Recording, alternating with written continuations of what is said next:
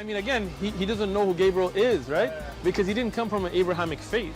The people of Mecca were pagan. The Quran is mentioned, if this book was from other than God, they would have found in it many contradictions. If a book is without contradictions, that has no bearing on whether it comes from God or not. I've had phone books that are inerrant, but I certainly don't think God gave them. That we believe without understanding. The brother asked a very important question, that most of the scholars say that listening to music, watching movies, and most of the television programs, they're haram. So how can we have fun? Let me tell you, brother, at the outset, that having fun is permitted in Islam as long as the fun is halal fun.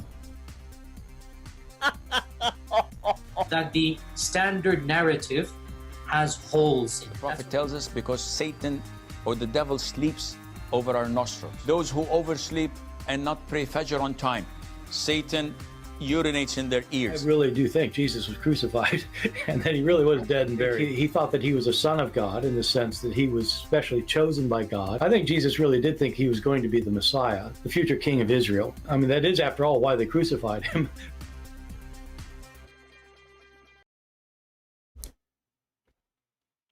Hello everyone, and peace of Christ all of you. I hope my voice coming good and clear. Actually, I apologize for the delay, which is usual anyway, but I was drinking some water and suddenly the water went in the wrong direction. So you might notice my voice is not comfortable. Man, that was horrible. So would Allah, if you put him in your throat, because the Muslim, they try to push Allah in your throat, always go in the wrong direction? A question always we ask the Muhammadan, and nobody can answer. If you search in Google, if you search in YouTube, search whatever you want, you will see that not a single Muslim really can tell you who's Allah. Oh, what they say to you is God. Okay, I know that He's your God. That's not the question. Who is Allah? He is the creator. But I'm not asking you what He do. And the Quran says He is the best of the creator or the creators. So that doesn't say anything anyway, because if he is the best of the creators, that means he is just one of many creators. So who is Allah? So I searched for a video and I found Mufti Mink, and I think Mufti Mink, he can help us to tell us who is Allah. Shall we listen? Let us go to Mufti Mink. Not this guy, this guy. Who is Mufti Mink? Mufti Mink, he have this video. I forward the first 3-4 minutes because he is saying nothing but praising Allah, which we do not know, which Muslims do not know. So now Mufti Mink, he is going to give you something really priceless about how to find out who's Allah. Let us listen to what Mufti Mink want to say. Allah says, we will continue showing them signs in the horizons, meaning in the creation of Allah, as well as within themselves, until it is proven beyond doubt to them that it is the truth. So Allah, He said that before He created mankind, He will keep showing them sign until He is proving Himself without any doubt. So why people still have doubt? And why Allah did not give Muhammad any sign? You know, when you see the Muslim talking about sign, we shall give them signs. But this is a contradiction for everything the Quran is saying. And the Quran says, if this is a book made by other than Allah, you will find in it a lot of contradiction. So if we go right now, we see that the Arab and the people of Muhammad and the Jews, they keep saying, how come He don't give us a sign? But Mufti Mink, he just quote for us that Allah will give us signs, and this is in the time of Muhammad, until there's no doubt.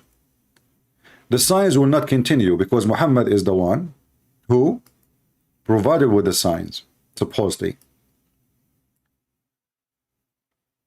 If you ask the Muslims, what is the word sign in the Quran? They say sign is an ayah. Chapter 2, verse 106, it says, any ayah we abrogate. You ask the Muslim, what does that mean? They say, oh, in this case, it means verse. So the same word, which is verse, the same word is a sign for the Muslims. Do you see it? This is the Muslim translation. In Arabic, it says ayah. When Mufti Mink was quoting for us, he says ayah. So was Allah speaking about giving ayah to prove that he is God? That would be silly. Or Allah is talking about giving signs. Well, Mufti Mink himself, he translated as sign. So we will go with his translation.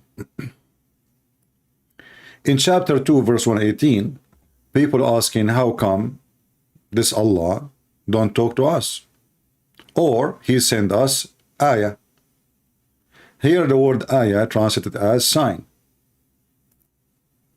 Those who have no knowledge say, why does not Allah speak to us or come to us with sign? But you just heard Mufti Mink saying that Allah will keep giving signs. The Quran is saying that the stupid ones asking for signs, the one who have no knowledge, the one who don't want to believe, the one who they are not Muslims. And then Allah, instead of giving them a sign, he say, you know what, there's people before you, they ask for the same thing. They said, how come Allah did not give us a sign? So instead of he doing a sign, which he keep promising, as we heard Mufti Mink, he is saying, well, people before you, they ask for a sign, and they are the same as you, you know, okay? But we know that, as an example, if we say, who is the one before Muhammad? The Muslim, they say that the first prophet was before Muhammad was Isa, which supposedly is Jesus. So how come Allah, in the case of Jesus, he did not say the same to the people of Isa, saying to them, well, you know what, I'm not going to give you a sign because people before you ask for the same thing.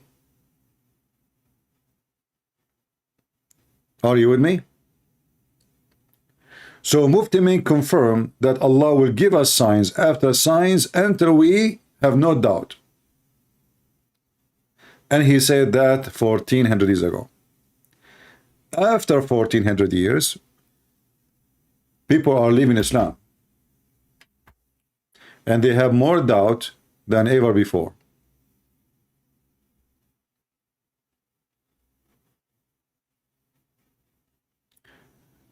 People are asking what website I'm using. This is called Quran Wow. QuranWow.com. Do we have any Muhammadan would like to join us?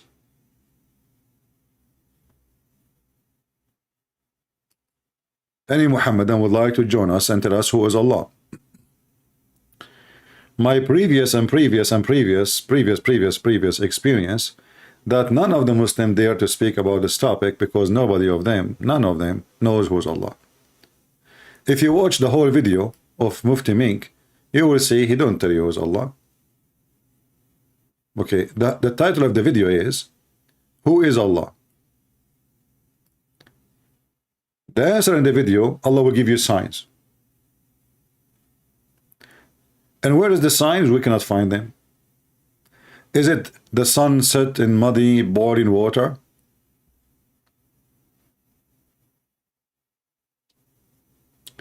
Is it the sign that Allah is stupid in biology? He thinks that the baby is made by a semen coming from the ribs of the women and the semen coming from the backbone of the man? Is it the sign that Allah did not remember which one he created first, the mountains or the stars? Which sign? And according to the books of explanation of the Quran, he want to tell us who is Allah. According to the books of explanation of the Quran, Allah cannot tell us who is Allah. Do you notice the stupidity? He just said Allah will give you signs. Then, according to the explanation of the Quran, so According to Muhammad, even no. According to the explanation of the Quran. So the Quran could not explain itself. Allah could not explain itself. And now there is people who come who try to explain Allah for us. Let us hear what he will say. The term it here is referring to the Quran itself, the revelation. The revelation is the truth. It has come to you with a lot, and Allah will prove it as time passes that each and everything that He taught you is actually the truth. Absolutely. That's why we are laughing at it. Same time, remember the topic, who is Allah? Now we are talking about revelation. Why you don't change the topic and say, what is revelation? Sometimes you might have science proving something contradictory for a while, and after a decade or more, or a century or more or less, science will just apologize because it has a new finding, and that new finding will then be in conformance to what was revealed. So Allah says, we're going to show this to you as time passes. That's not my topic today, but really going back to who made me. So number one is, I have to admit someone made me. Number two is, really he cannot be like me. no way. It's not like me, because time has passed, millions and billions have been on earth, and they have advanced, and with their advancement, every year we are more and more well acquainted with our bodies, our limbs, and so on, more and more findings. So we're progressing, we're advancing. With that advancement, nobody has created a human being, subhanallah, exactly as we are. And there is anybody can prove to me that Allah created a human being? I mean, the Muhammadan, you ask them, what is the proof that Allah is your God? They say to you, the Quran. We say to them, okay, what is the proof that the Quran is from Allah? They say to you, the Quran. What is the proof that Muhammad received Quran from Allah? The Quran. If there is any witnesses, no. Did Muhammad even spoke to Allah? No. Did Muhammad even heard the fart of Allah? No.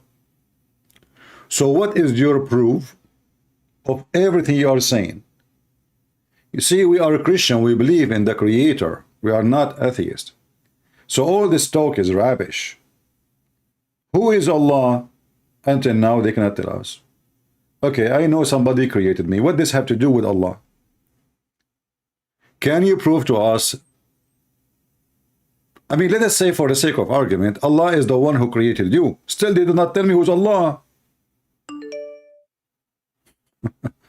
We have Mr. Walid. He tried to join us last time I was live, and I think he could not make it, but now he can. Let us see.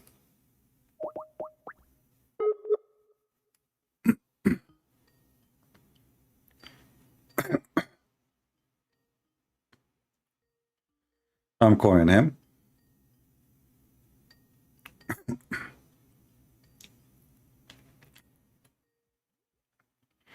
Let us hope he will answer.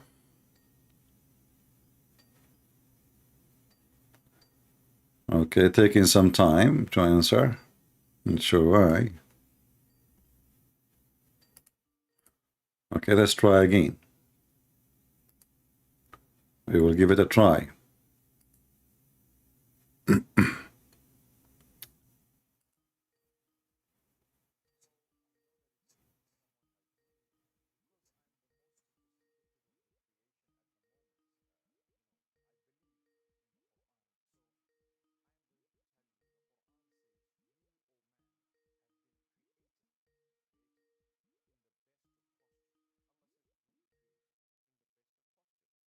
Hello?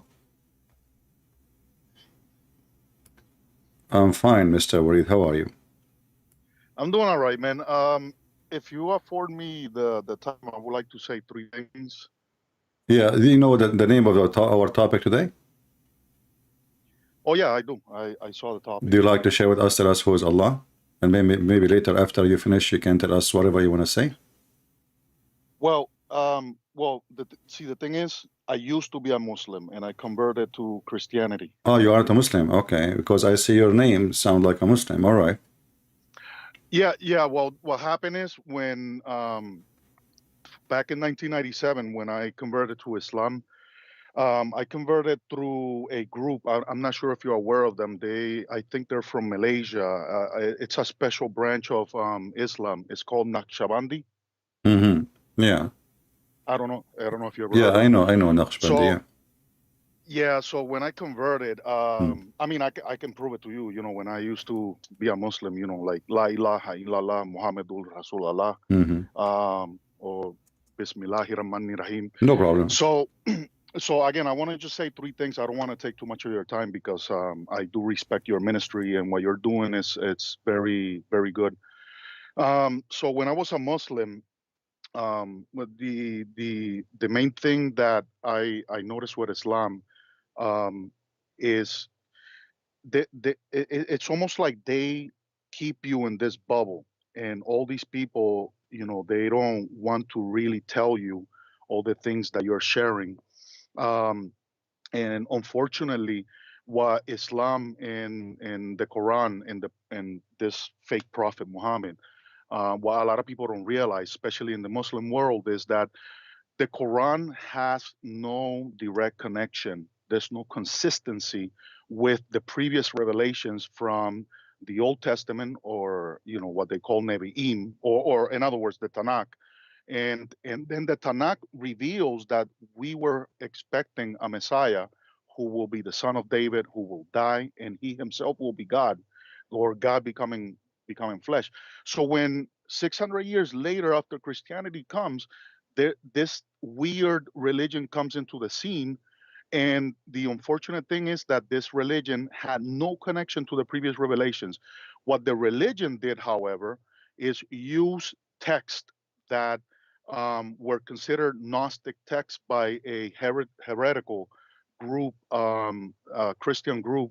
And we can see evidence of that in the Quran with with Jesus creating the birds.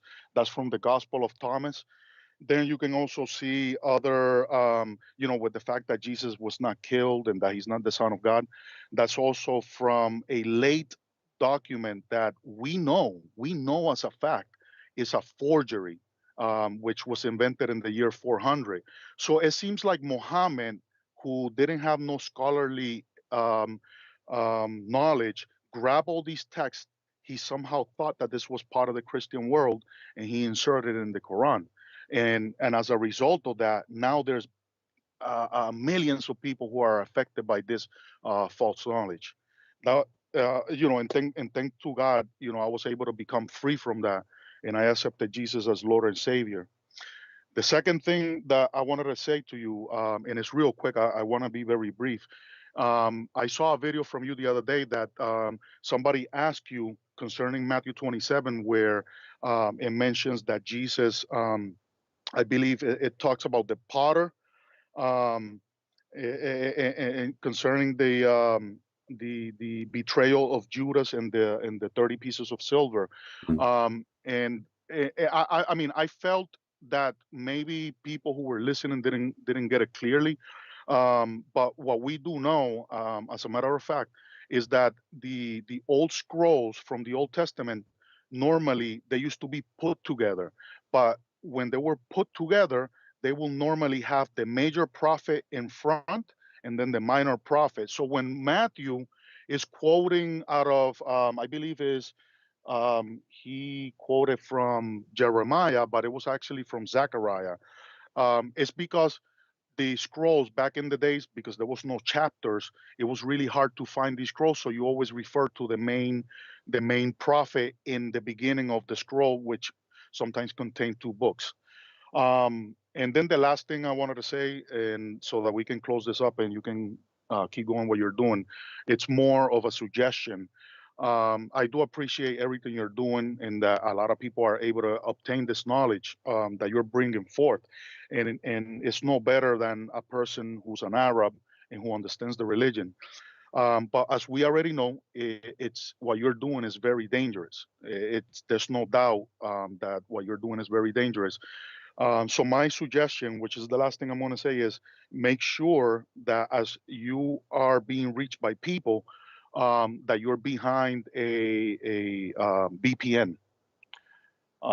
It's very important for your own safety. All right. Okay, my friend. Anything else you want to say? No, that will be all. Yeah, they, but they can you tell me, you know, all those things really you mentioned to me, like especially the last one is the last one I care for. I fear nobody, and my safety. No Muslim will dare to get close to me. Trust me.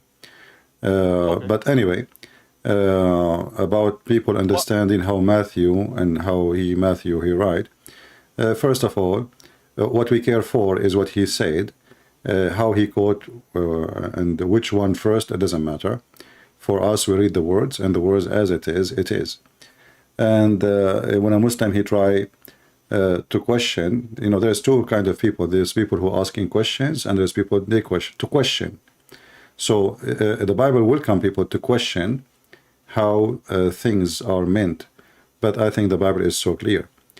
You know, and the story in Matthew present to us a lot of things actually, and it's connected to to Mark and Luke and John, all those connected together.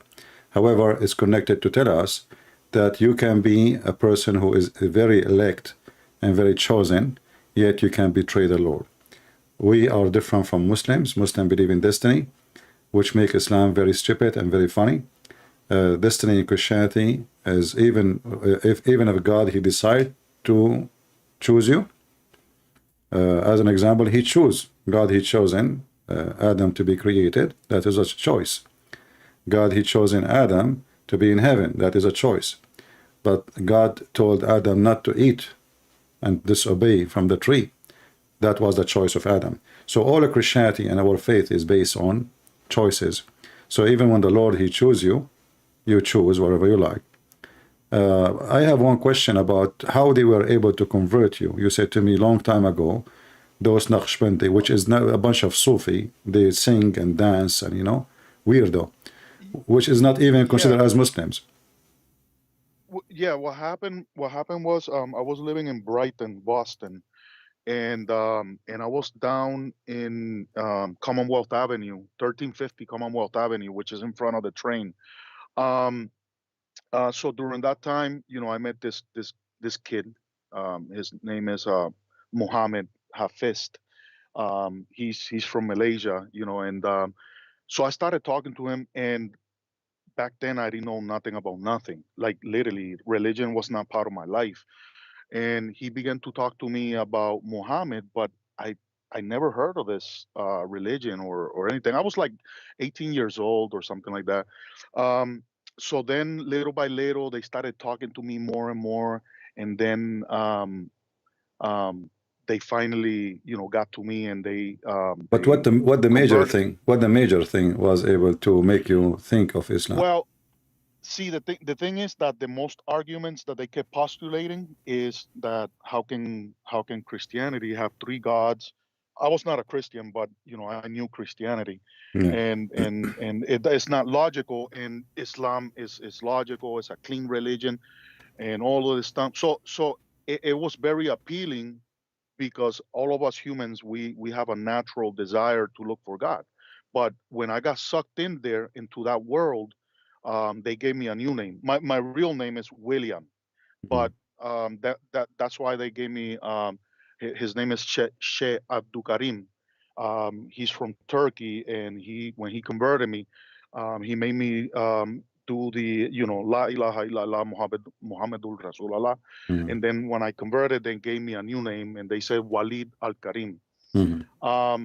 But as time progressed, in the same buildings around there, because I used to live around there, there was a white woman who was arguing really, really strangely with another guy.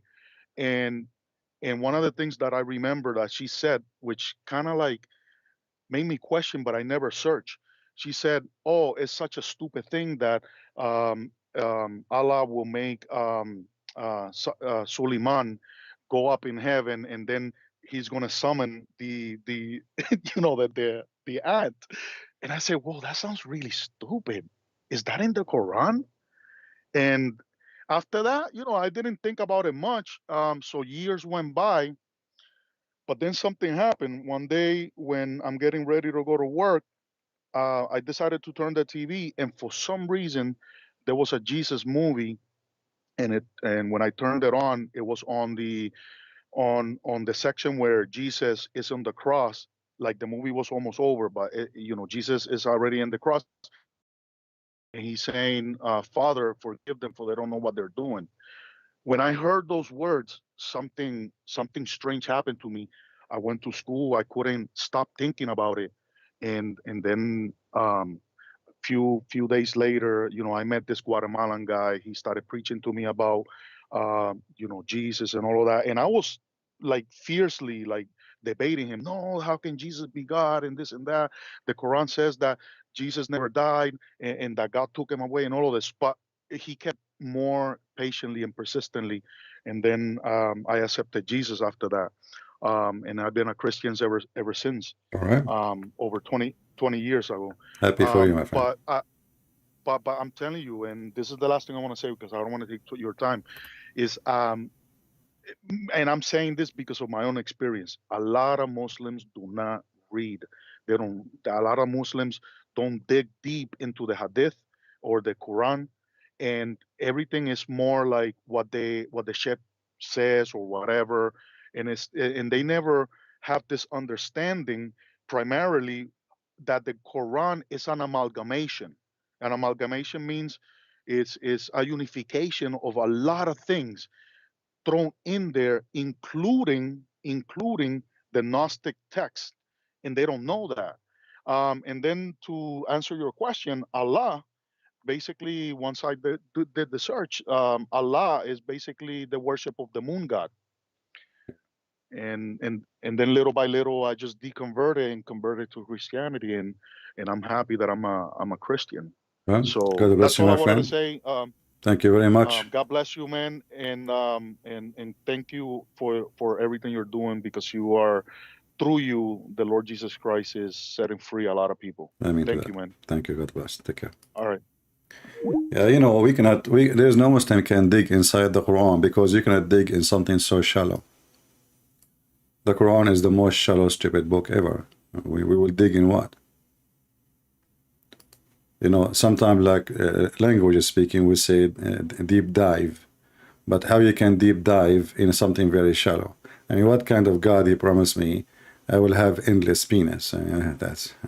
I will dig where? You do not need to dig for it. It's coming out. So this is not even religion. This is just a stupid collection of many religion. Muhammad, he was trying to make himself someone. Before he moved and live with the Jews, he know nothing about Judaism. He do not even know any name of the fast of the Jews. He do not know even any prophet of the Jews. He know nothing about Judaism. When he moved and lived between the Jews, and actually we can prove that in 2 minutes from their books. And Muhammad even, the story when he heard about the fasting of Ashura, he met some Jews. He said to them, "What is this? Why you are fasting?" They said, "This is the day Moses, he passed over the sea." He said, "Okay, well, you know what? As long this is for Moses, this is we are more close to Moses than you." He hijacked the fasting. He ordered a Muslim to fast it. So Muhammad did not even have a fasting in his religion. Fasting is something he stole. He noticed the Christian, the Jews, others, they fast. So Muhammad wanted to have a fast too. Otherwise, how he can be a religious person and how he can have a religion? He mixed the old religion, which he had before he met with the Christians, which is the paganism of Islam in the Kaaba. And you will notice that Muhammad, he neglected the Kaaba for a long time. But when the Christian and the Jews, they neglected him and they did not accept him, he go back to pray to the Kaaba. And then you ask yourself, I mean, why you pray to the Kaaba now, but you were praying toward Jerusalem? All of that is just a hypocrisy action, so to make the Jews and the Christians accept him. He prayed toward Jerusalem for a long time, and then when the Christians and the Jews did not accept him as a prophet, he gave up. And this is why we see in chapter 9, verse number 29, which came at the last chapter, Muhammad, he said in the Quran, he said, "Go and kill the Christian and the Jews." because now he knew that those people, they knew him very well. He is just a fraud. Now we go back to our topic. If there is any Muhammadan would like to join us, please feel free. Who is Allah? And I say, none of you Muslims knows. And I know what will happen. The time will go, and not a single Muslim would dare to call us, because this is a topic no Muslim can answer. No Muslim. As you see, this Mufti Mink in the video, he will give you a longer speech, but he will not tell you who's Allah. Who's Allah? لقد خلقنا الإنسان في أحسن تقويم. Now he will sing the Quran for you. Indeed, we have created man in ahsan, meaning the best. You see here, when you quote something from your book, and supposedly you are trying to prove to me that Allah is God, but the verse saying that the best of the creatures or the creation is the human being. Let us go to the verse he is quoting for us.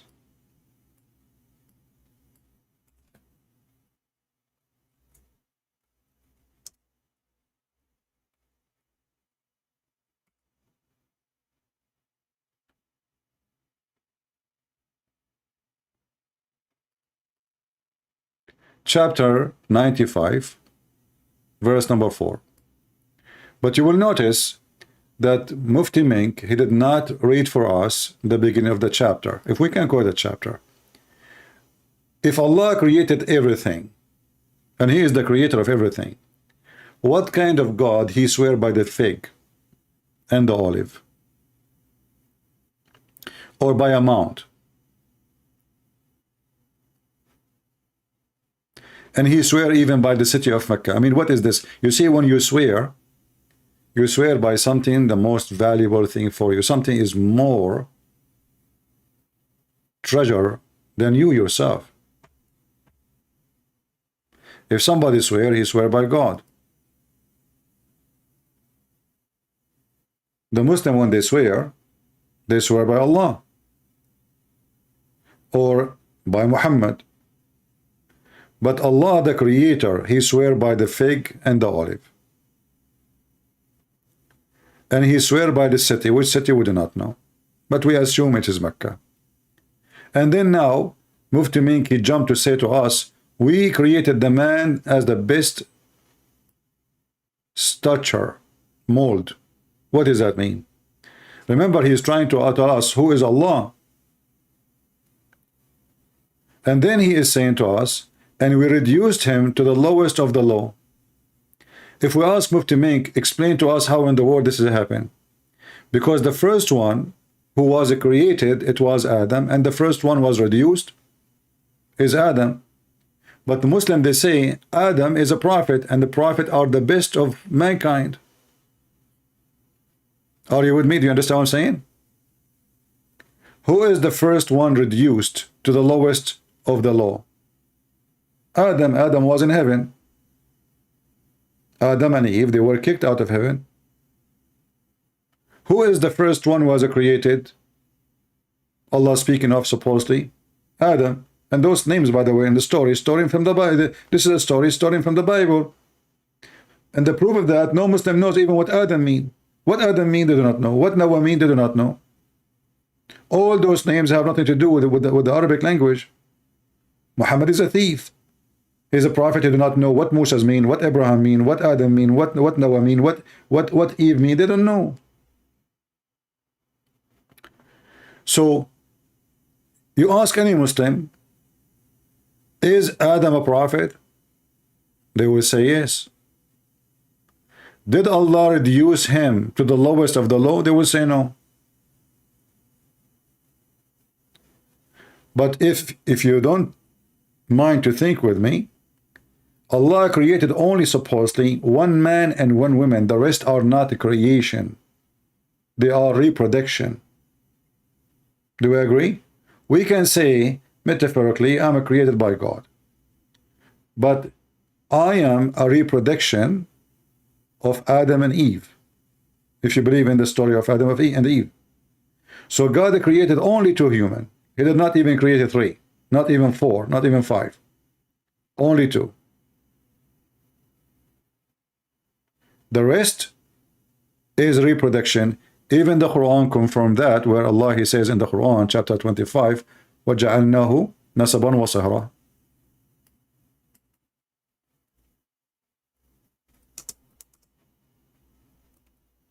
And this is the same verse allow a Muslim man to have sex with his daughter if she is a daughter out of marriage. Chapter 25 verse 54 says, it is he who created the human being from water, then invested him with ties of a blood and marriage. So as you see, the human being created just from water, that the first human being is Adam, and then Adam, he have a wife, and then everything is just to follow. There's only one man, one woman is created. So the same verse this man he is quoting for us is the same verse proving to us Islam to be stupid and doesn't make sense. And you know, like as long I am in chapter 25 verse number 36, sorry, 54, you will see verse number 56. It says, we not send you except to be a bearer of good news and as a warner. So why Muhammad is killing people as he is just a warner?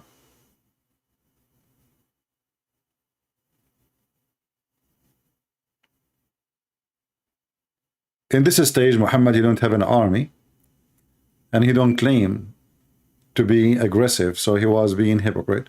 I'm just a warner. You know, I don't want anything from you. Later, he raped them, he took their women, he took their money, but he's just a warner. This is not a warner do. A warner just he warn. That's what a warner do. The action, even the verse says, the action is for Allah. The verse before it says the action is only for Allah.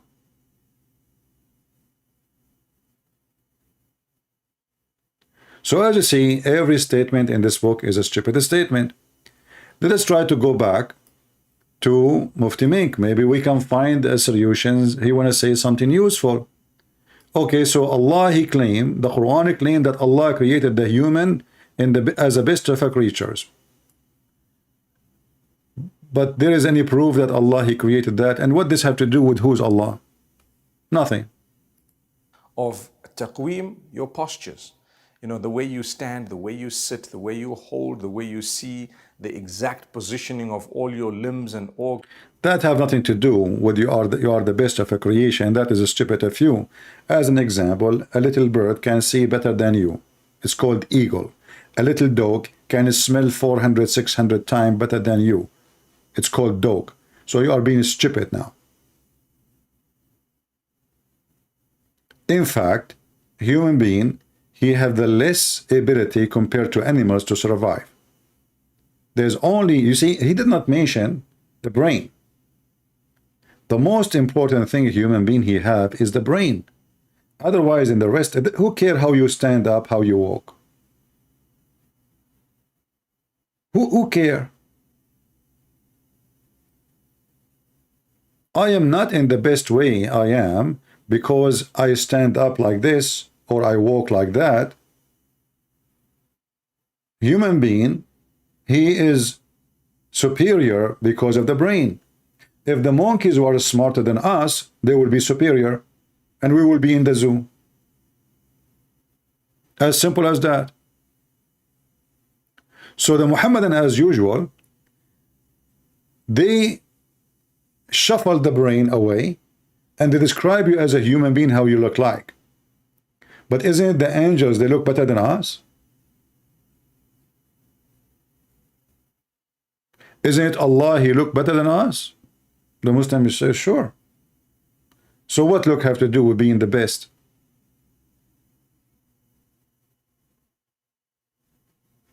Very silly, very stupid.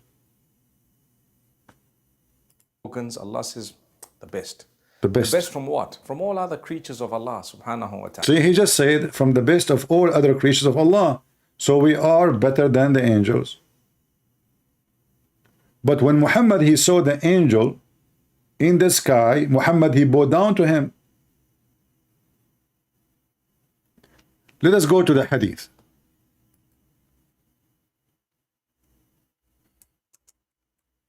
And actually, there's a video of him, the same person, Mufti Mink, saying that.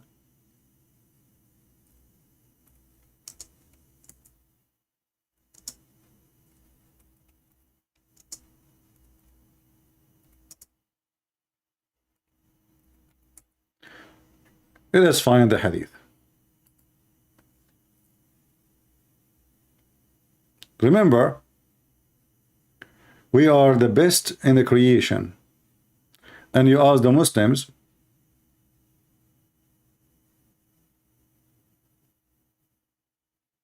who is the best in creation? They will say Muhammad. So why Muhammad is bowing down to the angel? Let us see.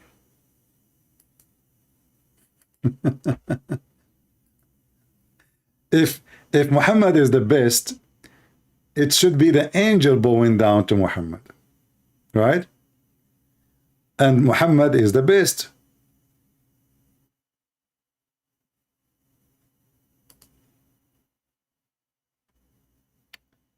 Give me a minute, I'm trying to find you the hadith.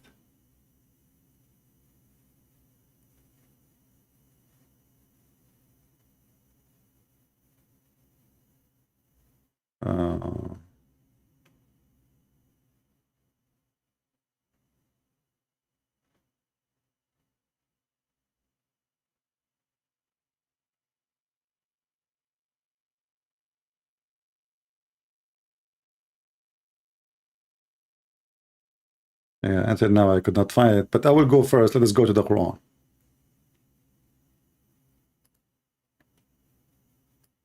How the Quran speak about Jibreel. Who the Muslim they claim it is Jibreel. Nowhere, by the way, it says he is Jibreel.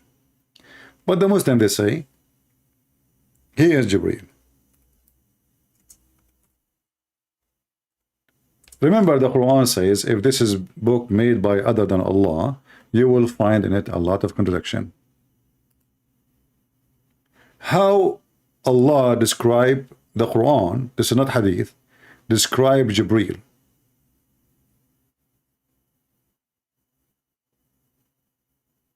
As you see in front of you, if this is Jibreel, this is Jibreel supposedly, this is Jibreel supposedly, this is Jibreel supposedly. If you ask me, based on speaking and reading Arabic, this is Allah. But we will go with the Muslims. We just heard Mufti Mink saying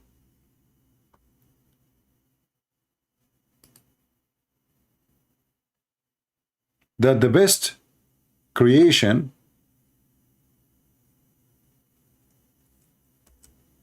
is mankind.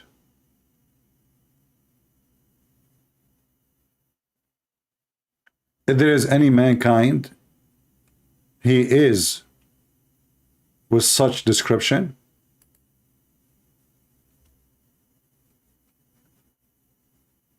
If there is any mankind, he have a chair between the heaven and the earth.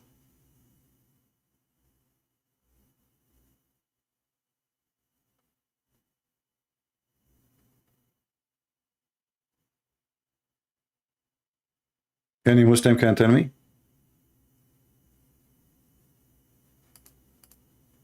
There is no human being. Even Muhammad right now is in the grave. So is a human being is the best of the creation according to Islam? No. This is false.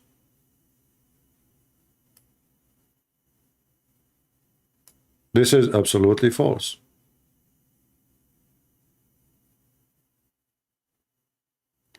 I found the hadith, the one I want to show you, about Muhammad bowing down to the one who saw in the sky, and it says clearly this is the angel. So if the mankind and Muhammad is the best of mankind and the mankind is the best of all the creation, then how Muhammad is bowing down to the angel? And why the angel is sitting on a throne when he is just an angel? Read carefully.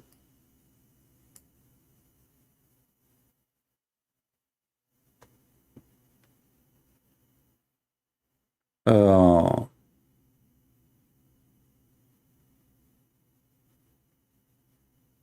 trying to find.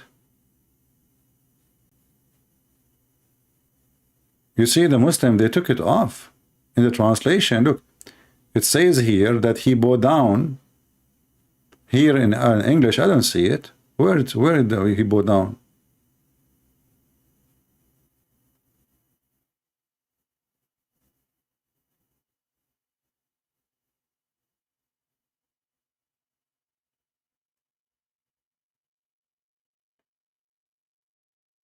Let us see other.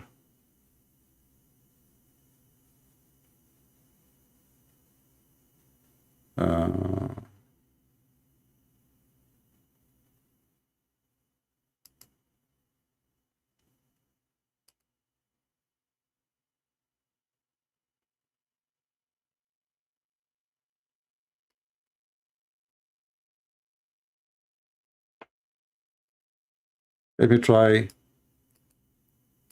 Sometime the Muslims, they translate something and they forgot to translate it in the same way in the other place.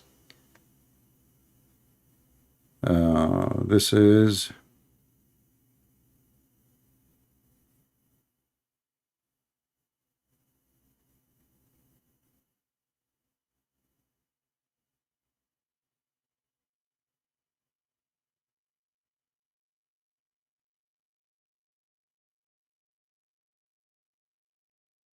I'm just trying to find, maybe we can find something else.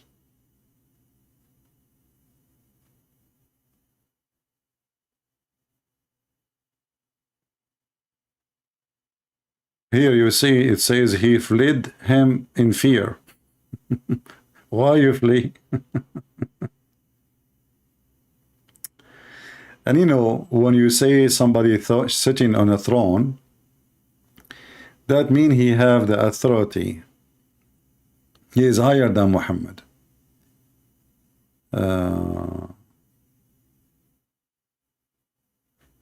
Let me go to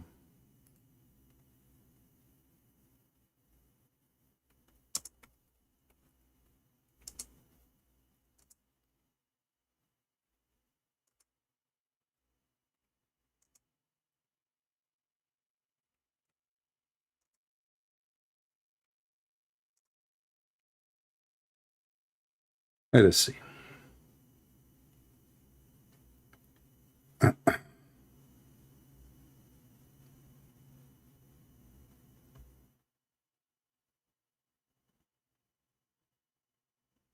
And remember, Jibreel, he is the same person who come as his boyfriend, Dahya al-Kalbi.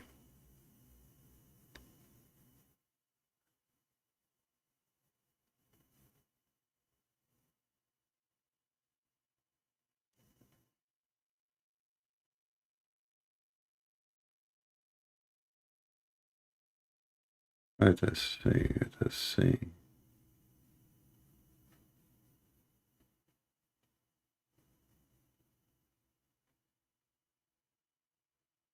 Yeah, I will try to find this story. Until now, I cannot find it in English.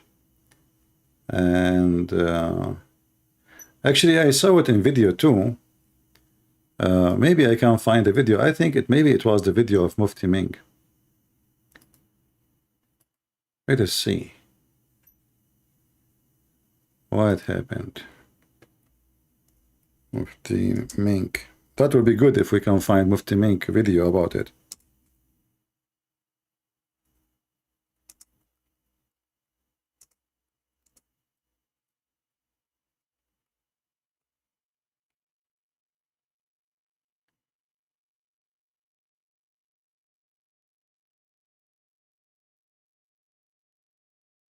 Where?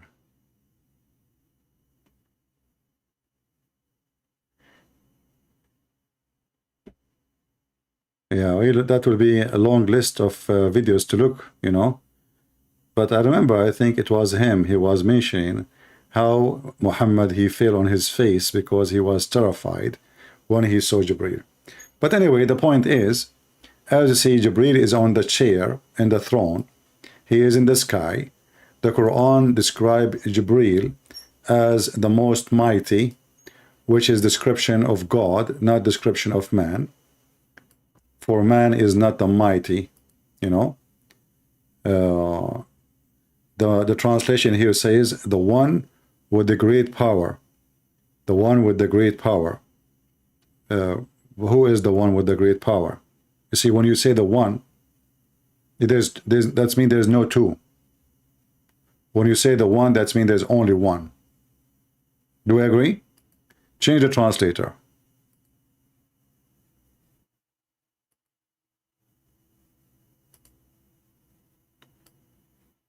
Read with me. Does it say here the one with mighty in power?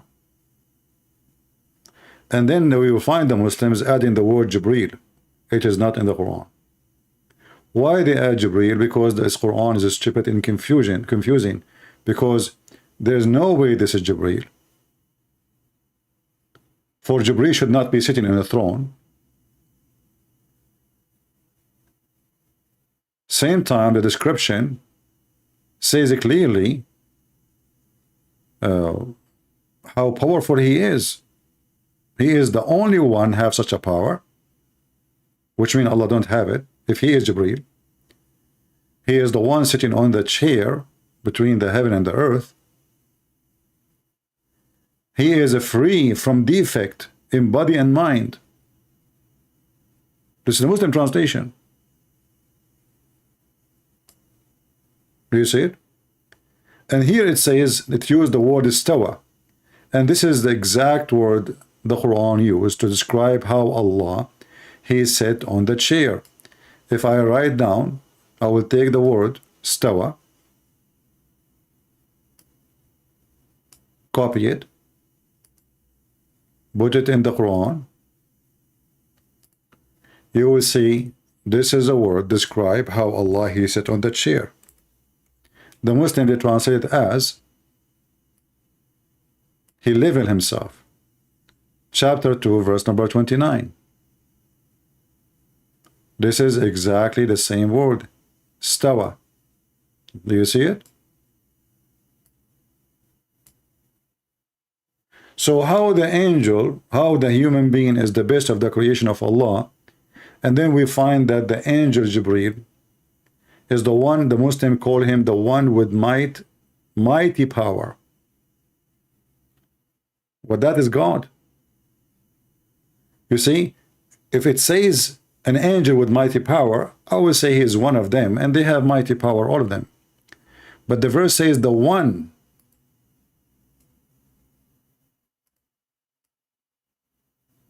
You see the word one? One mighty in power.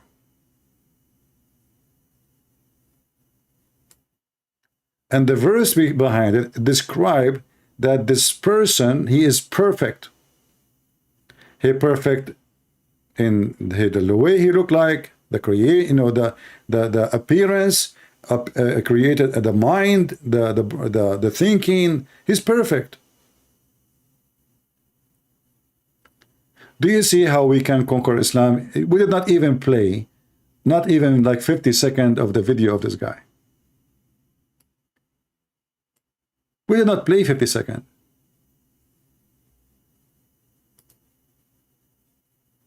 Everything they say is stupid. In one hand, they say that Allah is the mighty in power. Who is the only one in mighty in power? Allah. And then we find that this verse is about Jibreel. Solve it now. Who is the best of the creation of Allah? They say Adam, human. And now we find that no, because no human is perfect in mind, perfect in creation, and he is perfect in power. No human. Let us continue. Now, pause for a moment because I want to prove that to you to begin with. Think for a while. I find it funny that a Muslim asking us to think. I forgot that the Quran says don't think. Any limb or organ of yours, do you think it could be in another place besides where exactly it is Take a look at your 5 fingers. These 5 fingers, exactly where they are, you know, the index finger, the thumb, if you had to change anything, you would never be able to compete with what is already there. See, guys, the video is about who is Allah. The video is who is Allah. The guy is talking about thinking. So now we decide to become serious. And now he's telling us about fingers. Look at your fingers. Can you change them? You put them. This is not even good for teenage. I mean, this is stupid. What does this have to do with telling me who is Allah?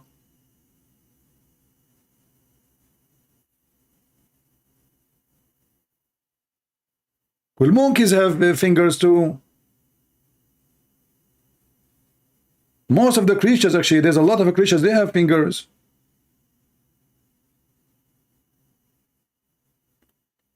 We are asking how you can prove to me Allah, and you say to me, think. And now look at your fingers.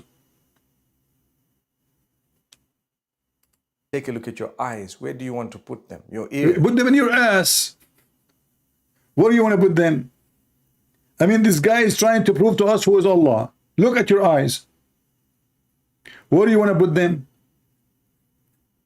Well, I want to tell you bad news. Isn't it better if we have 4 eyes, 2 in the back and 2 in the front, so we can see everything around us? Isn't it better if we have 4 eyes, 1 in the left, 1 in the front, 1 in the back, 1 in the right? What this guy is talking about? Look at your eyes. Where do you want to put them? This is how he proved to us who is Allah. He's telling us who is Allah. Where do you want to put your eyes?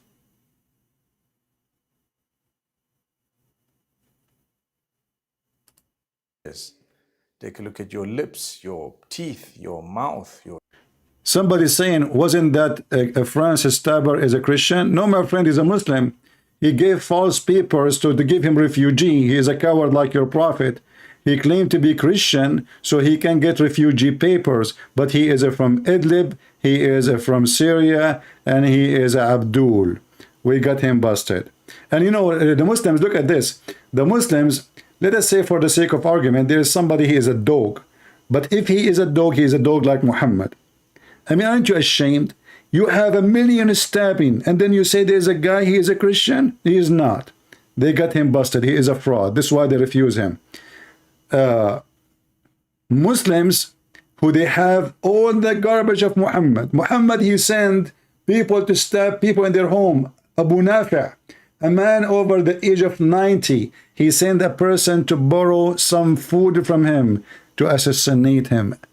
Imagine, this is Muhammad, the one who killed babies, the one who raped children, and now they are saying, you see, there's a Christian. He is a Muslim like you. Mujahid. He gave himself false name so he can get refugee, and this is why they refuse him. They got him busted. We continue, Abdul Potato. Your tongue, your everything, subhanallah. Where would you like to put it? Allah. Where would you like to put it? Subhanallah.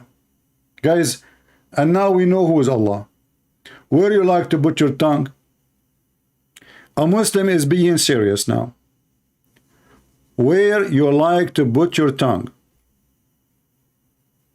And that will prove to us who is Allah.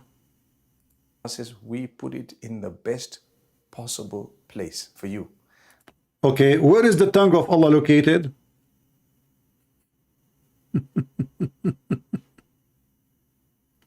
Any Muslim can tell me where is the tongue of Allah located? We created you, Allah says, and we created you in such an amazing way. So Allah subhanahu wa ta'ala is the greatest. Okay, now, how Allah, we know He is the greatest? Because the way you are created. But how we know that first He is the one who created us? Let us say we have the best way we are created.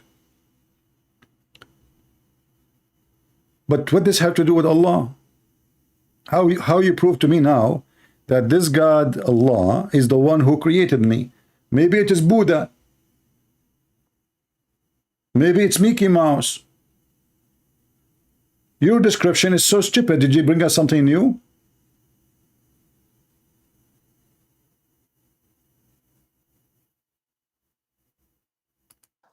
Unfortunately, there are people who don't believe at all. They say, no, no, no, there's no creator, there's no maker, there's nothing happening like this, you know, subhanallah.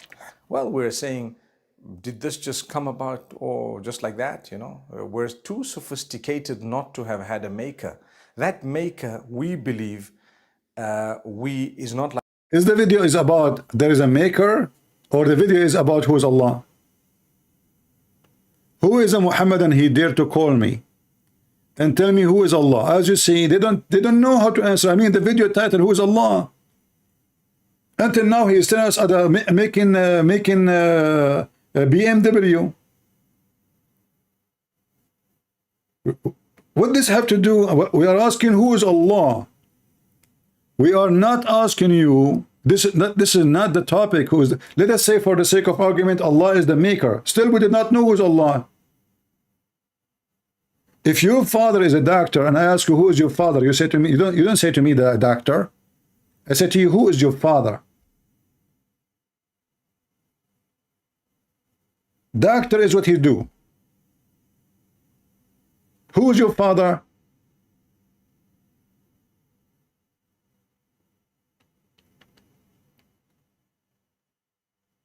They cannot answer. They are making up reasoning, and this is the religion out of reasoning. If Allah is not the greatest, how did Islam spread so fast? The answer for that is very simple.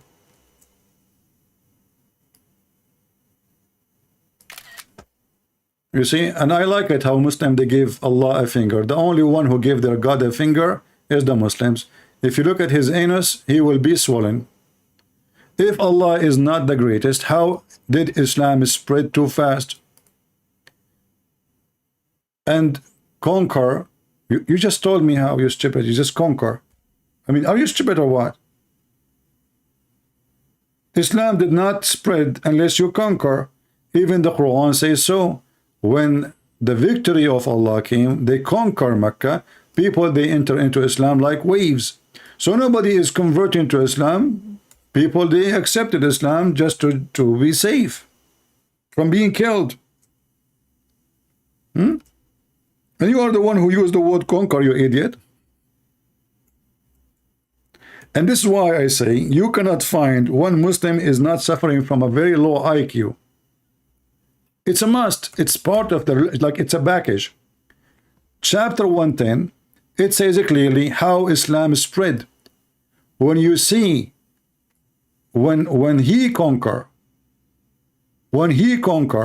Mecca, people of Mecca enter Islam like waves, by crowds. So before that day, nobody want to enter.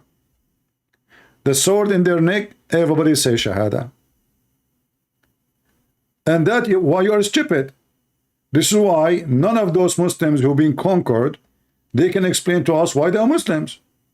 Look at you. You are sitting like a potato. Why you don't call me and tell me who's Allah?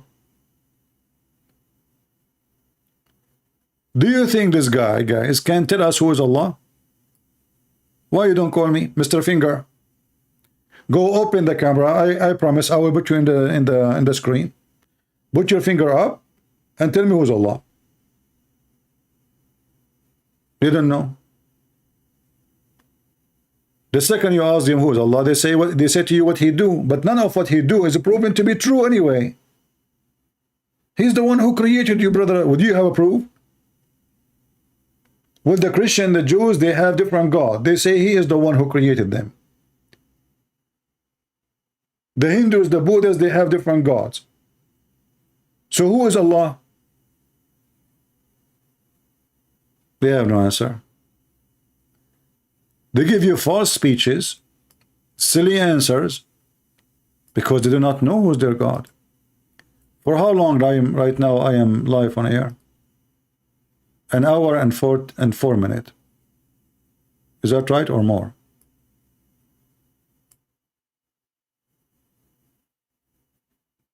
No Muslim call me to tell me who's Allah.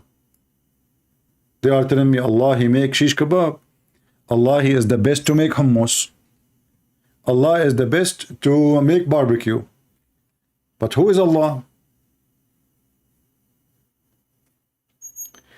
Maybe we should try to find a better video than this. This guy getting boring.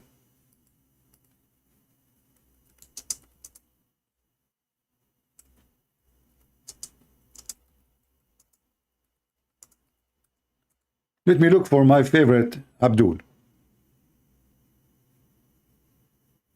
Definition of Allah in Islam. There's a definition. Before posing my question, I would like to thank the organizers for making such a brilliant... Okay, give me a break, yeah. Organizer. You're stupid to join actually such a thing. Anyway. Says what Allah is and also says what Allah is not. Huh. Besides knowing what God is, it is also important to know what God is not. So that if someone falsely claims that so-and-so is God, you can easily come to know this is a false claim. As far as the reply to what is the definition of Allah, the best reply that any Muslim can give you is from the Quran, from Surah Ikhlas, chapter number... See, from the Quran. What is Allah from the Quran? The Quran, which is made by Muhammad, there is no witnesses. Okay, what's a chapter of Ikhlas saying? Tell us. 112, verse number 1 to 4, which says, Kul huwa Allahu ahad. Guys, say to me who is Allah. Say Allah is one of.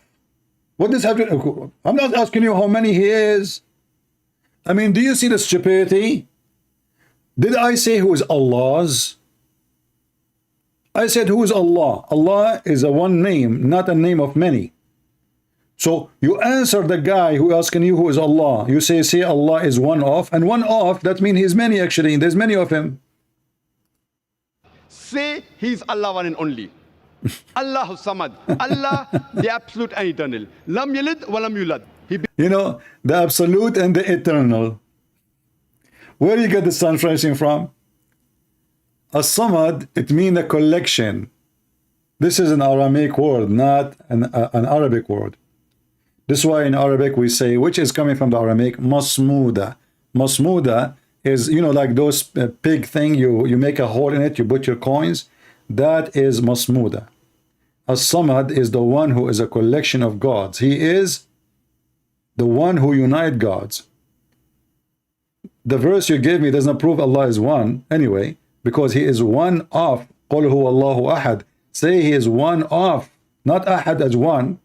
Ahad cannot be one in Arabic or even in Hebrew. Muhammad the stupid, he is trying to copy the Jews when the Bible says, your God, O Israel, your God is Echad. Echad is Ahad.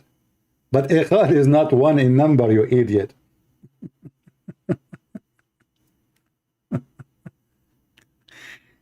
Do we have any Muslim can tell us something useful?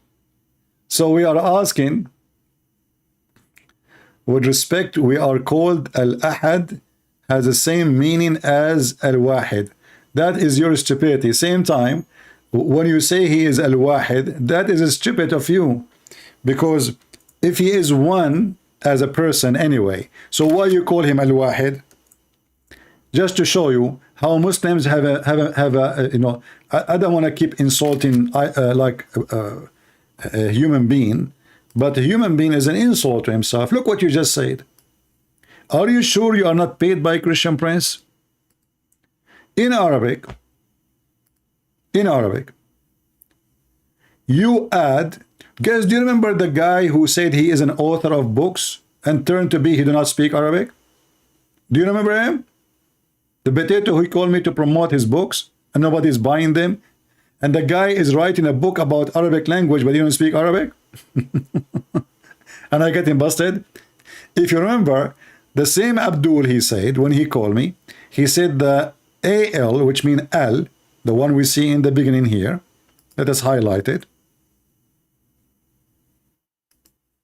L. Let us zoom in more so people will laugh at you more. You see, I'm using your text, not my text. Thank you. Al mean the.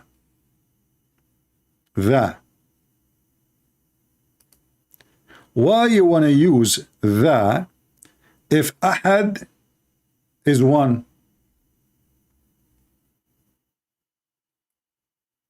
if Allah is the only one?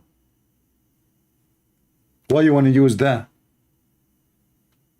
You see, even in English, when you say the house, because there's many houses, so you decide to say the house to tell me that you are going to a certain house.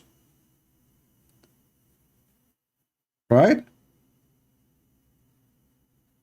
The tree, that means a specific tree. The month of etc., that is a specific month. So al is the same in Arabic. It's a word mean that. In the Aramaic language mean God. So I will go with your language now. The one you are using today is Arabic as the word that. The one you understand. The ahad. If ahad mean one, how in the word you say the one?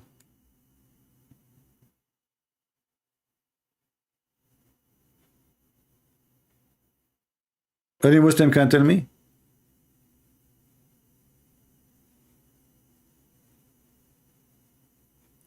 Don't you say the Bible?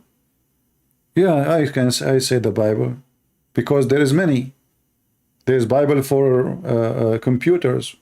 Search right now the word Bible in Amazon. There is Bible for computer. There's Bible for those language. There's Bible for the dictionary. People are in the word Bible for. Do you know what Bible mean? You don't even know what the word Bible mean because you're ignorant.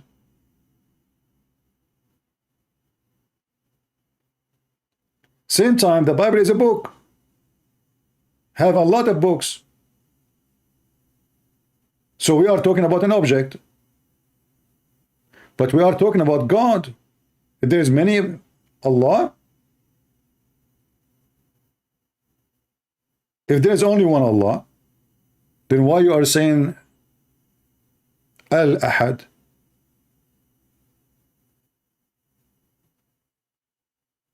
And you said the word Al-Ahad mean Wahid. Okay, what Wahid mean? You will say to me one. Okay, but if he is one, that means he is a number. If he is a number, that means he is one of many numbers, because number is one of many numbers. One, there is after two, and there is a three, and there is four, and there is five. In the Hebrew, it says Echad. Echad is not one as a number. It is one as a unity. So the husband and the wife, the husband, he leave his parents and he will become Echad with his wife, but they are not one person. Those are two human beings. The Bible called them Echad. Muhammad, he copied the word Echad, he put it in the Quran, and now your God looks stupid, because that means Allah is not one as a person. Actually, if you go in the Quran and you search the word Ahad, you will find that all the Quran say Ahad mean one of. Let me type it for you in the front of your eyes.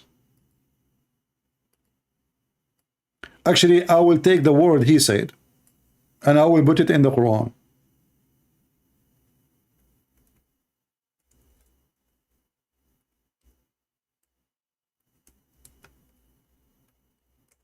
And now you will laugh with me. This is the verse Zakur and Ayuka was quoting. Huh? I will copy it as it is in front of your eyes. Do you see it, guys? I'm copying it. And I will repaste it in the search engine as it is in front of your eyes. Huh? I did not add, I did not take, as it is. You will see always the word Ahad is coming as one of. Chapter 2, verse 102, it says, وَمَا يُعَلِّمَانِ مِنْ أَحَدٍ, and they teach nothing, no one, except one of. One of. Translation. They don't teach anyone. You see what ahad mean? Anyone. There's any and there's one. So if there's only one, then you don't say they don't teach anyone. So what ahad mean? Teaching anyone. Unless they say to him or to the one, this is a trial from Allah. Do you see it? The angel, they taught anyone. This is what ahad mean. This is one meaning. Let us show you the other meaning. Chapter 2, verse number 136, it says here, لا نفرق بين أحد منهم. We don't differentiate between any of them. So what أحد mean? One of many. Chapter 2, verse 136. Is that my translation? No. We don't make any distinction between any of them. So how أحد mean one, and we are saying any of them? It mean one in the context? No, it doesn't mean, because this is an Arabic word. It cannot mean anything else except this. Ahad, always you see wahid mean one. Ahad mean one of. I mean, you are the stupid one who says to me, we use the word ahad in the meaning of wahid. That means it is not wahid. This is your text. You said we use the word al-ahad as the same meaning as al-wahid. So why you are using al-ahad if the meaning is, if the purpose is wahid? Muhammad simply, he is copying the Jews, copying the Old Testament. Oh, you Israel, your God is Echad. He put it in the Quran, and now he is in trouble because this is make Allah more than one person. For Echad is not one person, is a unity. He is an idiot. Now, still the question is valid. Who is Allah? The answer is, say he is one, according to Zakir Naik. But who cares if he is 1 or 7 or 11? Who is Allah? Okay, I am one, and you are one. But this did not answer the question, who is Allah? And then Zakurana Yuka is going to explain to you. Just wait. Begets not, nor is he begotten. Walam yakul lahu kufuwan ahad. Who care if he have children or he don't have a children? I'm asking you, who's Allah? There is many people. Actually, hold on. Did the angel Jibreel begot and begotten? No. Do you see the stupidity? If Allah is saying to us, he is God because he is begot and begotten not. Well, Jibreel, he begot and begotten not. He's not on any of those. Stupidity. Let's continue. Aren't we Abrahamic? Why are you attacking the... You are not Abrahamic. Guys, those Muslims, they keep lying to us, saying that they are Abrahamic. You forgot what Sheikh Uthman, he said, my friend. Sheikh Uthman, he got you busted. I can play the video for you. This is why I have it in my intro. Muhammad was not Abrahamic. Guys, let us go to Sheikh Uthman, the ketchup boy. Don't tell me now Sheikh Uthman is not a sheikh. You are the one who asked me before to debate him. You forgot? I remember. You said to me, debate him, a Christian prince, Sheikh Uthman. But I mean, again, he doesn't know who Gabriel is, right? Because he didn't come from an Abrahamic faith. Did you hear it? Your prophet do not know who is Gabriel is. Why? Because he did not come from Abrahamic faith. Why? Listen. The people of Mecca were pagan. The people of Mecca are pagan. So he is son of a pagan. All the people of Mecca are pagan. And Muhammad had nothing to do with Abraham. And he did not come from Abrahamic faith, which means Muhammad is not from Ishmael, as the Muslim they lie and they claim. So the Muslim, they are a bunch of liars when they speak about their prophet. He make mistakes. So you put Muslims, okay, can you name for me one Muslim who don't make mistakes? Poo-poo, your prophet. Why you don't call me? Guys, Sheikh Uthman make mistakes. Sheikh Uthman trying to convert a Christian to Islam by making mistakes, not lying. He's making mistake.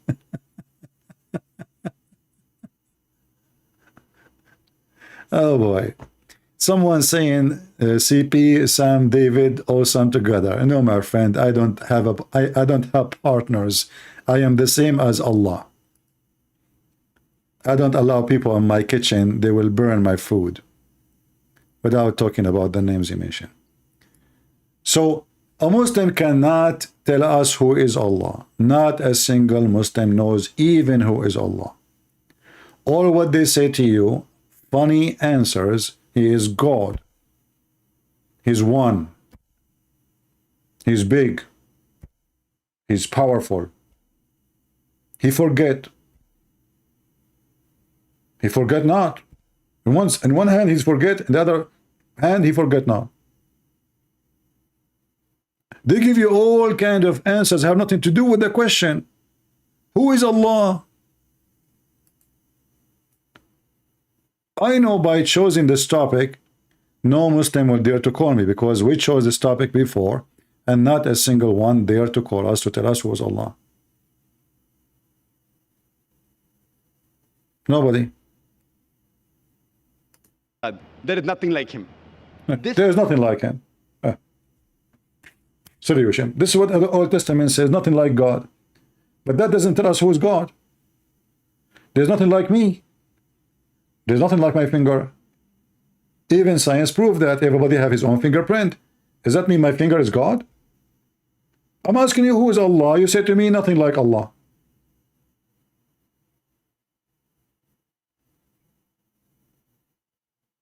Right? Hey, my friend, the one you name their names, why you don't call them right now and tell them to join us, or give me their Skype, I will call them. I want to watch him and call them. Can I call them live? Give me their names, give me their Skype. Is a four-line definition of Allah subhanahu wa ta'ala, of Almighty God, given in the glorious Quran. This is the touchstone of theology. It is the litmus test to identify any person says so-and-so candidate is God. If that candidate fits in this four-line definition, we Muslims have got no objection in accepting that candidate to be God. The first is, Qul huwallahu ahad. Okay, so say he is one. Well, Krishna is one. There's no two Krishna.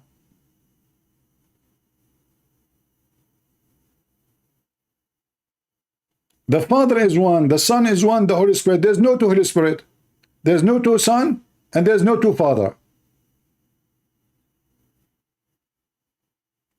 This is the definition. So if you are one, we accept you God. Okay, what else? Says Allah one and only. Allahu Samad. Allah, the absolute and eternal. Lam yalid walam yulad. He begets not, nor is begotten. Walam yakul lahu kufuwan ahad. There is nothing like him. For example, I'll give you an example. Give me an example. There are some human beings who say that Bhagwan Rajneesh is God.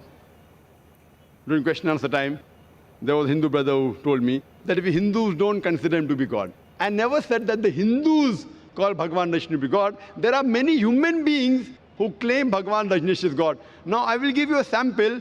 Why do we use this negative also? Like say is Allah one and only is positive. Allahu Samad, Allah the absolute eternal. Lam yalid walam yulad. He begets not, nor is begotten. Why do we? But why you don't tell us why he don't begotten and why he cannot be God? You see, he said Allahu Samad. The Muslim translate the word Samad as the one who is dependent in himself, sufficient. But the Quran says the opposite. The Quran says that Allah cannot have a son unless he have a girlfriend. So now we know why Allah don't have a children. Not because Allah, he can have a children. No, he cannot. He need a girlfriend. So how the Muslim they say, if you have such a definition of you that you are self-sufficient, you are God. But your God cannot have a son without a girlfriend. My God, he can have a son and he don't have a girlfriend. No Christian believed that Mary, she was the wife of God. All the Christian, even you Muhammadan, believe that Mary, she was a virgin. So how the originator of the heaven and the earth, he can be the originator of the heaven and the earth, yet he cannot originate a son unless he have a girlfriend.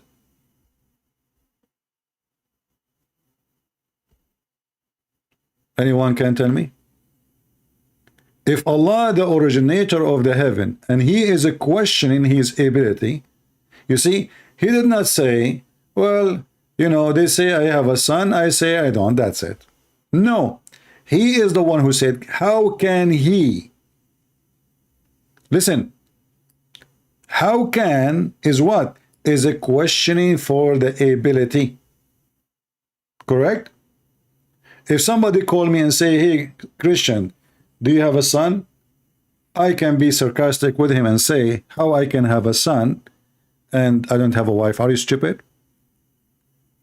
Can I have a son if I don't have a woman in my bed? Not only I have to have a woman, I have to have a woman and have sex with her. Not a woman sitting next to me. So if Allah is God, then why he is questioning his ability to have a son without having a woman? A woman to have sex with, not to have a woman next to him in the couch. How he can be the one who created everything, yet he cannot create a son, and yet he need a wife to create a son. So he cannot be the creator.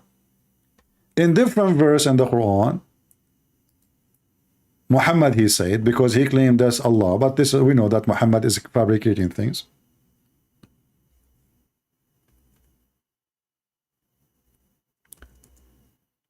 Allah supposedly said in chapter 21, verse number 17, had we intended to take a pastime between two brackets, i.e. a wife or a son, etc., we could surely have taken it from us. Do you see how Muhammad, he keep making poo-poo? How Allah is one, and then Allah want to take a partner from us. Are you with me?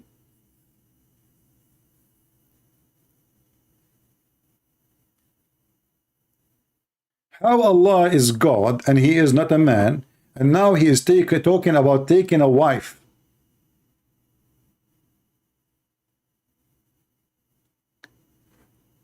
So he's saying, you got busted. Why would Allah want to have a son? Why would Allah want to have Jibreel? Why would Allah want to have Isa? Why would Allah want to have anything? If you ask this question, then you have to ask all of them. You are stupid like your prophet. Why would Allah have a shin? Why would Allah have 5 fingers? Why Allah have a mouth? Can't he speak from his anus? I mean, do we need to have two opening? Just one. As long as he don't do poo-poo. Why he have 2 hands? Why he have 5 fingers? Why he have a shin? I thought you don't need anything. Those are physical objects, and we need them so we can do things with them. So your God, he cannot do things unless he have hands. Isn't it the stupid Quran says that Allah created Adam by his 2 hands? Allah could not create Adam by his nose or his mouth or his tail. Allah, he created Adam by his 2 hands. Prove me wrong.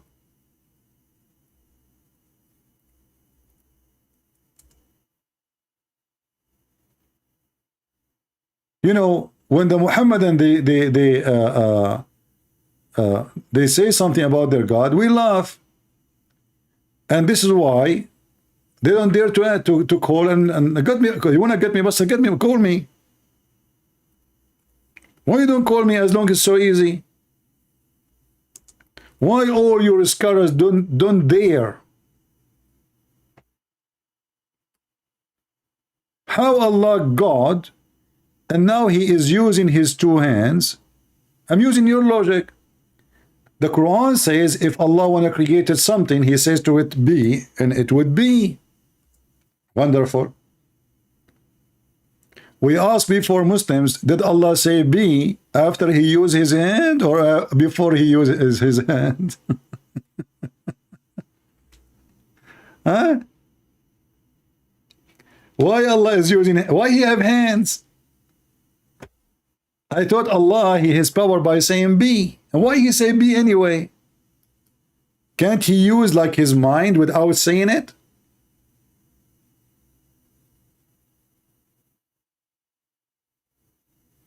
Yeah, exactly. The lion, according to Muhammad, the lion, he sneezed, and a cat came from his mouth so she can chase the mice in the ship of Noah. Muhammad is talking. Any Muslim can answer us?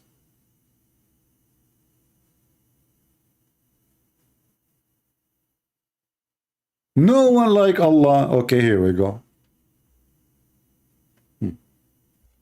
Allah using his hands. To do what? To create. Well, isn't it Jesus, according to the Quran? He made the mud, and then he breathed into the mud, and then he created a bird.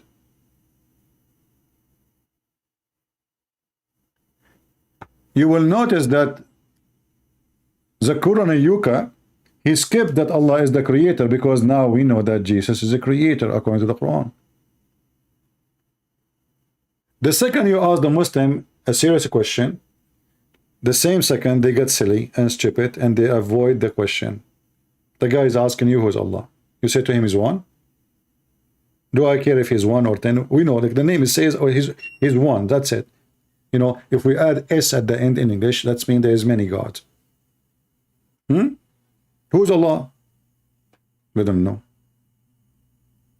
What do you know about this God? Nothing. Not to forget to mention,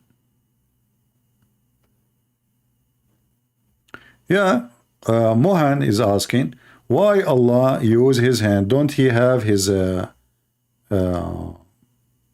mind? No, Allah don't have a mind.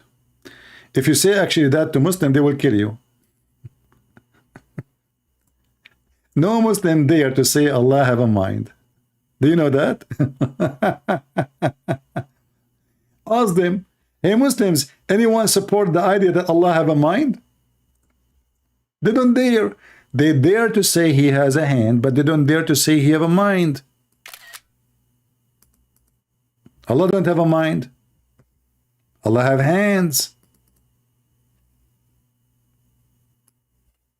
Any Muslim can help this gentleman here? Do Allah have a mind? He don't.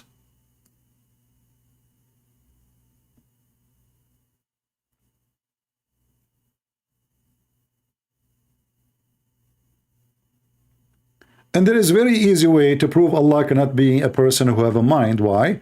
You know, don't the Muslims, they say that Allah, he wrote his word and his book in a tablet? He wrote it in a tablet. And this tablet, nobody can touch it, nobody can see it. Okay. So now, Allah, he wrote his book in a tablet. What is the purpose? It says in Arabic, Lawhun Mahfuz, which means preserved, protected tablet. So the point of it is what? Is a preservation, correct? But how you, Allah, need to preserve it by writing it down. And nobody can read it except you. That means you have a short memory. You can't remember what you said before. And you need a tablet. Otherwise, what the tablet for? You see, if this is a tablet he gave, like God gave tablet to Moses, well, this is to Moses. Not to forget to mention, by the way, Muhammad the idiot, he told the Muslims that Allah, he gave Moses the Torah in tablet, all the Torah, not 10 commandments, all the Torah. So imagine how many trucks of tablet rocks Moses used to carry. He spent his life carrying rocks. All the Torah, God gave it to him in tablet. Are you sure? So as you see, here it says that this Quran is inscribed in a preserved tablet, where the tablet is between the two eyes of the angel Israfil. Why he put Allah? Why Allah he put the tablet between the angel eyes so Israfil cannot see it? I mean, do you see the security? Are you stupid or what? Well, Israfil cannot see it, but the angel in front of him, he can read it.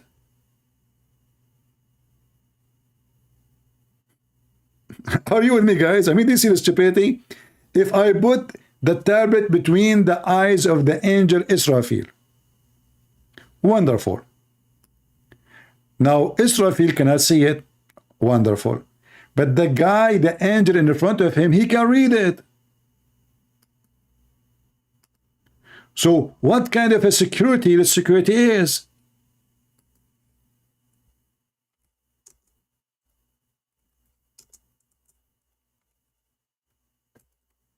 By the way, if we ask the Muslims where Muhammad got the name Israfil, they don't know. What Israfil mean? They don't know. They stole that from the Jews. What Jibril mean? They don't know. Mikael, they do not know. They do not know. What this religion knows? Nothing. He's a thief.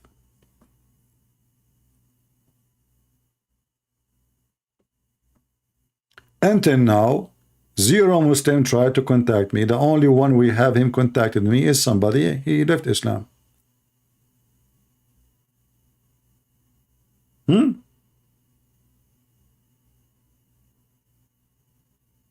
Any Muhammadan?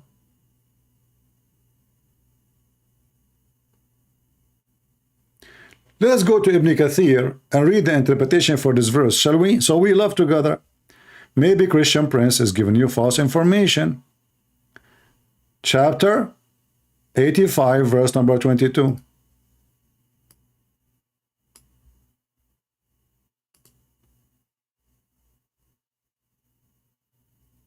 All right. 85, 22.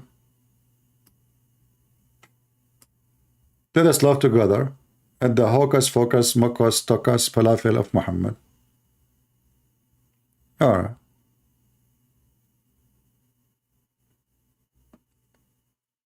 Look at this. They took it off. Guys, Ibn Kathir interpretation for the verse is so long. They took it off. There's nothing here about Israfil. Nothing. Nothing about Allah. He put it between his eyes. I don't see it.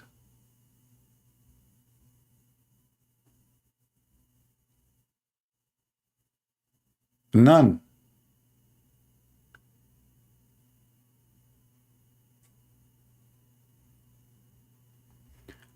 Let us go to Ibn Kathir in Arabic then.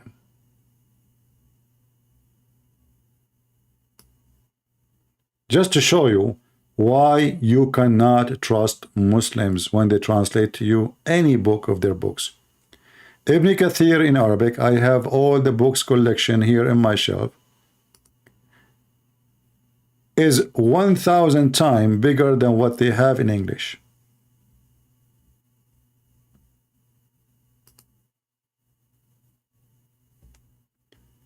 This is the official government website of the Kingdom of Saudi Arabia.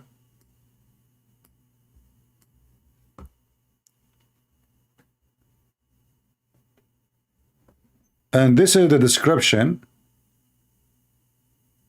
of Al-Lawh al-Mahfuz.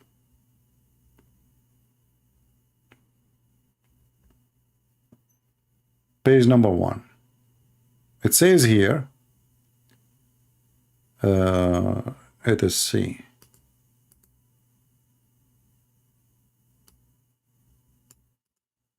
I will use Google Translation to translate. But let us see if we can find. Here we go. It says here, وَقَالَ ابن أبي حاتم, blah, blah, blah, blah, he said, etc., that Allah, he put the preserved tablet between the two eyes of Israfil, and he have no permission to look at it. How he can look at it? It's between his two eyes. Maybe he have an eyes of lizard. His eyes is popping out. Same time here it describe, which we cannot find in English. The English, they took it off. What is the tablet is made of? It is a white tablet made of a flower. The edge of it covered by rubies and pearls, red rubies, and the right which wrote on the tablet is pen of light, and the words of it is written connected to the throne, and the origin of it is coming from the lap of an angel. Anyone understand anything? Let us use the Google translation.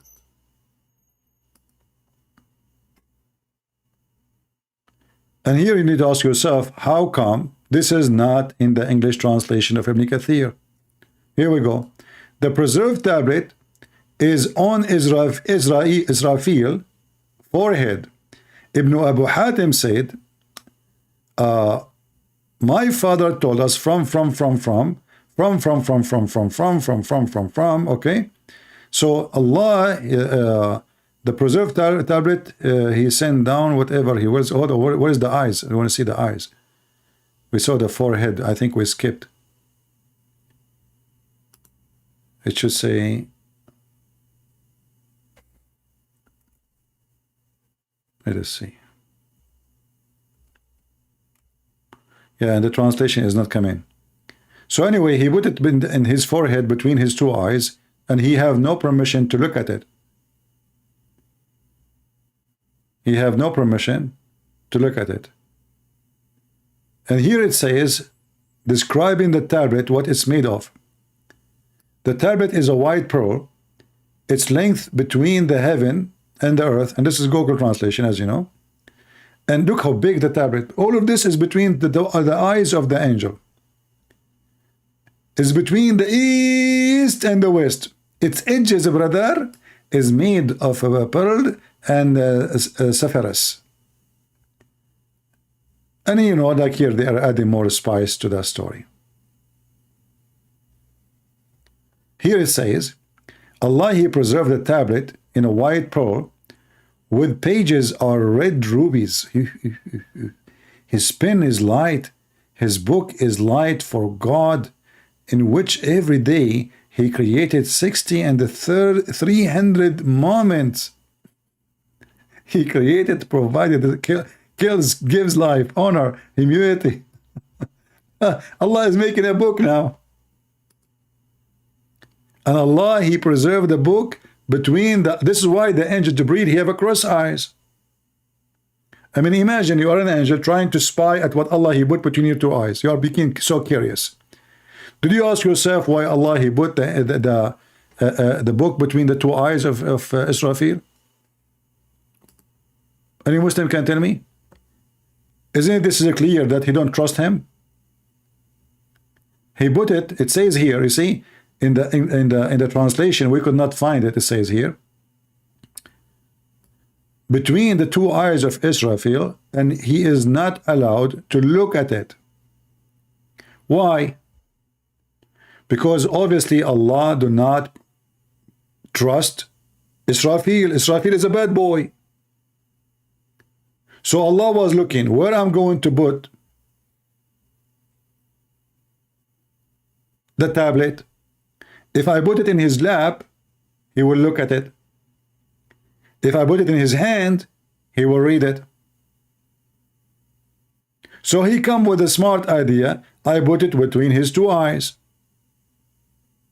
Allah, what about you put it in his back, in his ass, in his back head? I mean, as long this angel is so big to the point, between his two eyes, the tablet itself is from the east to the west. The distance between the earth and the heaven. If the distance between the two eyes of the angel Israfil fit for that tablet, that means his head is so big. Why you put it there? What about you put it in his mouth, his nose?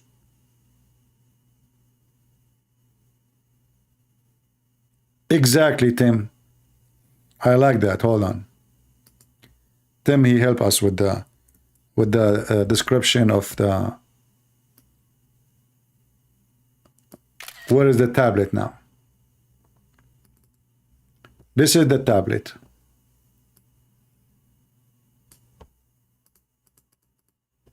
Let us zoom in. So if Allah is Almighty God, why even He need to preserve a tablet? Can't He preserve it without making a tablet? Can't He preserve His word without putting it in such a way between the two eyes of an angel? What about put it in you with you? Which is one better? Put it with Allah or put it with the angel Israfil? And obviously he don't trust Israfil because he put it between his two eyes.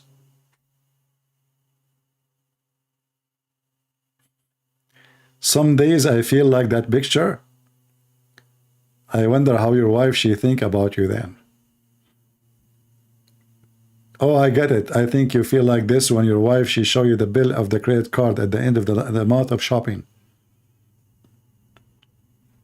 Yeah. Do we have any Muhammadan? And what is the question? Who is Allah? What does this have to do with who is Allah?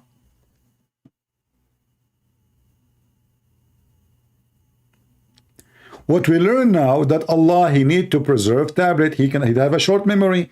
I will write. If you give me your phone number, I have to write it down. I cannot remember all numbers. You don't remember even your own credit card.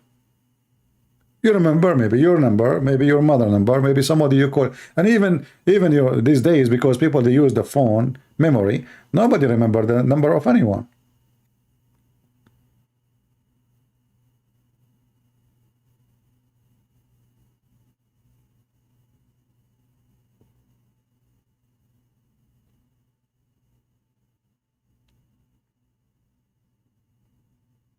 And you know, when the Muslim they say that Allah he have a preserved book, do he have the abrogated version of it or the unabrogated version of it? Do Allah delete verses from the preserved book too?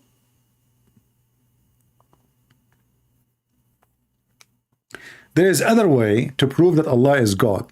Let us go there. Allah is God for the following reason.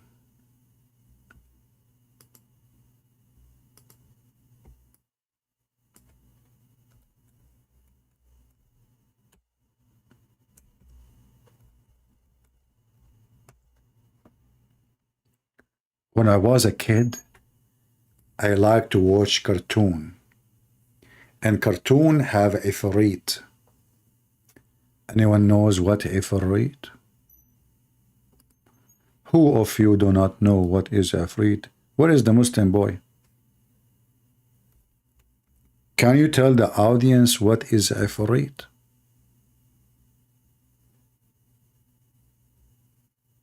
Any Muslim can tell us what the heck is this? Ifrit.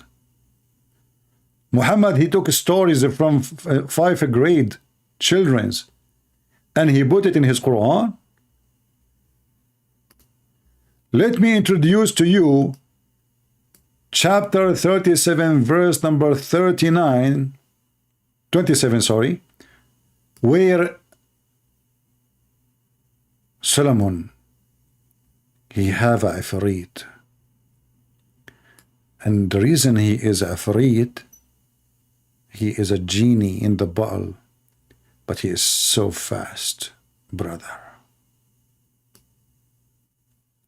Let me introduce ifrit for you. Please show respect, otherwise he can come to you. And he told Suleiman, I can go and steal the throne of Balkis before you blink your eyes. Afraid. Afrito. And they say to you, who can write Quran like the Quran? Who can make Quran like the Quran? Nobody. Afraid.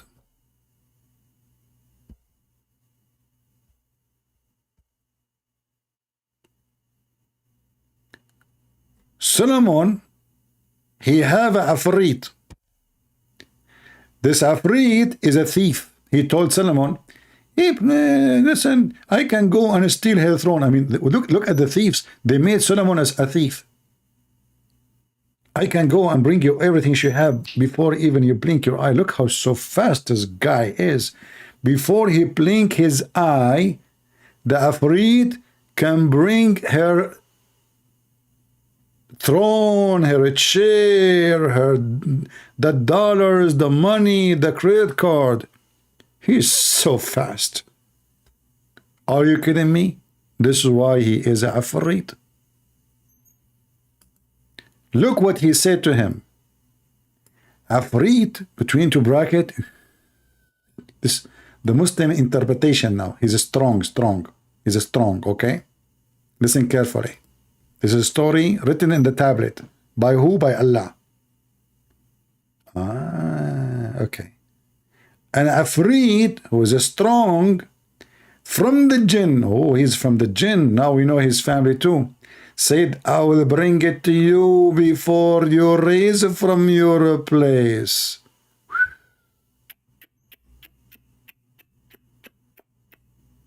Man.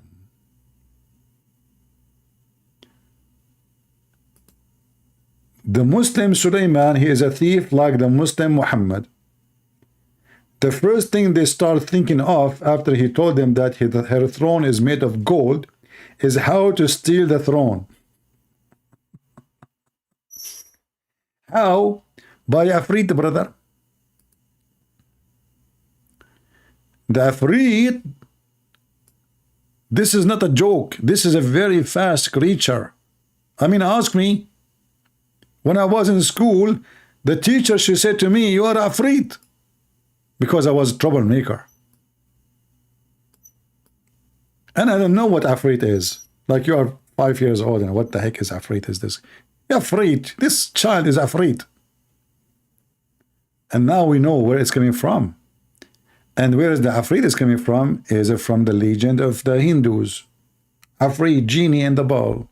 The Persian, the Hindus, the Indian.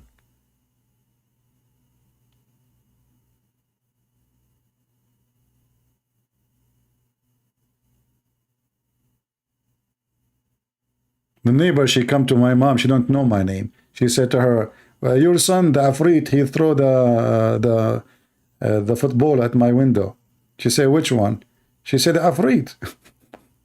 My mom right now, she know which one. She said, okay, I will, sorry. Did he break the window? I will pay for it. So, brother and sisters, how Muhammad, he is not a true prophet, and how Allah is not a true God, and he have a Afrit, he can steal a chair of somebody else so fast before even you move your ass or blink your eyes. Read here carefully. One with whom was knowledge of scriptures. Ooh, this guy have a knowledge of scriptures. He said to him, I will bring it to you within the twinkling of an eye. Ooh, man, it take Allah 1,000 years to send his message down to Muhammad. That's what Allah said. But it take the Afrit a second, a twink of an eye, to go all the way from Jerusalem to Yemen, to go and come back. And not only that, he is carrying the throne, a bunch of thieves. And then Sulaiman, he said to them, saw it placed before him. He said, this is by the grace of my Allah to test me, whether I am grateful or ungrateful. And whoever is grateful truly is a gratitude. For what they are talking about stealing the money of a woman, and now they are talking about grateful.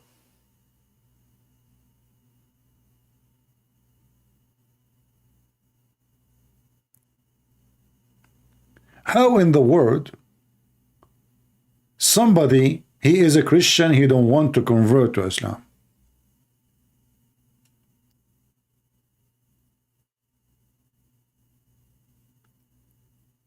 And the funny, Suleiman is the one who asked for her chair. Hey buddy, who of you can go and get me her chair? Look at this guy. He's the part of the Caribbean. I mean, where is the morality? Why Solomon wanna take her chair?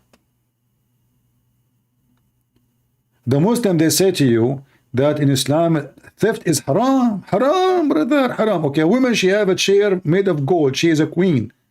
Why the Prophet of Allah is asking the people, who of you can go and get me her chair?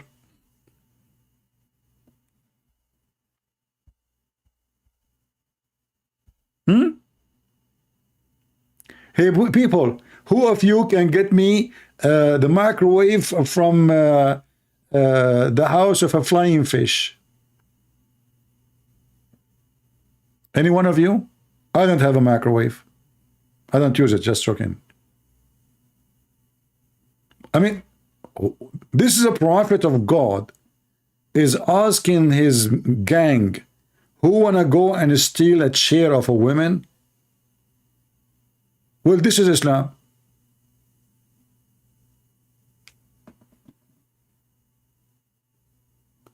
And this is the chapter of what? This is the chapter of the ants, and don't ask me about the ants. The story is getting complicated.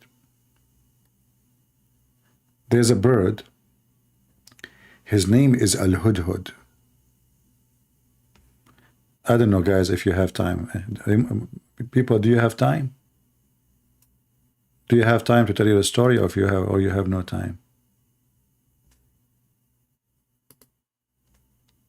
I don't know if they have time or not. Because this story is so complicated. Many of you cannot even handle it.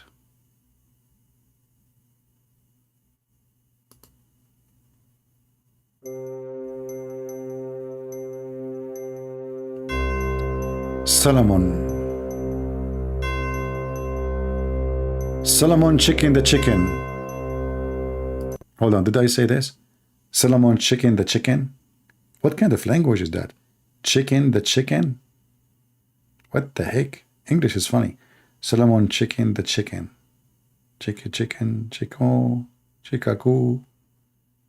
Which one is a chicken who first? Chicken the chicken. You go to the airplane, they say check in. And then they set us on the airplane like a chicken. And they say to us, put the mask, please. And then we are like a chicken, literally, next to each other. And then all the chicken, they take the mask from their mouth and they get sick. Oh, no, don't say that. It is, you cannot take the mask. You can take it only when you are eating. So 400 people taking the mask off, eating in the same time, and it's okay. But remember, you have to keep 6 foot distance between each other. Okay, anyway, stupidity is amazing. So, chicken the chicken, Solomon, he noticed that the hoopoe, the bird, is missing. You are a king of a great kingdom. Your army all the way from Jerusalem to Persia. Even in some Muslim book, they say to Khurasan. To all the way actually to Bukhara. To Afghanistan. And now there's one bird is missing. Guys, can you notice with me how strong the memory of Solomon? One bird is missing. He said to himself, what the heck? Where is this bird is gone? A bird is gone without permission? He inspected the birds. He have an army of birds. He noticed one is missing.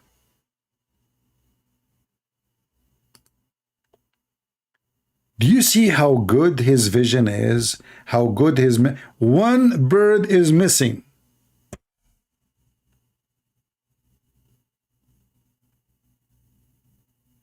According to Muslims,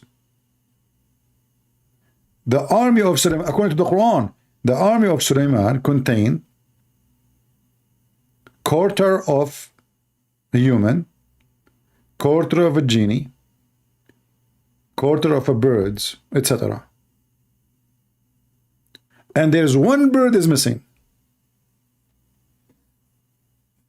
And then Sulaiman, he said, I don't know if this is good to share with you, because many of you have a sensitive, you know, once I was buying something to kill, there's a mice enter my garage. So I wanted to buy something to kill mice. And there was a person writing a review says, oh, this is horrible. This is inhumane. I was tortured when I saw how this mice die. I was dying laughing. I mean, what kind of a person that is a man? You know, he have his picture there. He was tortured when he saw the mice, how he's dying. Man, the mice, he's like, well, this is not, I'm not going to buy it. This should not be in Amazon. Like long drama. I mean, the guy did not sleep for 10 days. He saw, but he ate a chicken. But he don't want to see how the mice die. This is inhumane. This is one of the funny things about humane and inhumane. But anyway, welcome to the stupidity. So he inspected the birds and he found one bird is missing. And you know what? When one bird is missing, that means not two birds. That means one bird. And Sulaiman, he decided to do the following.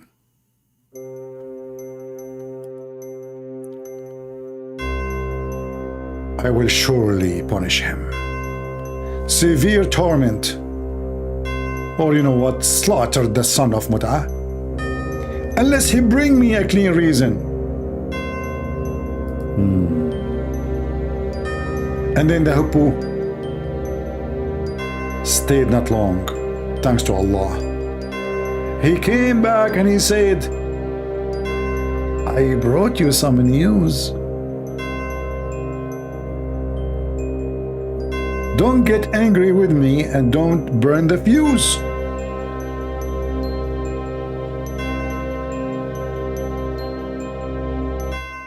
Commercial break. If you have a fuse problem in your car, call us immediately. We have Islamic fuse. It's already burned. So you will never be worried about anything to be burned, for it's burned already. Hello. End of commercial.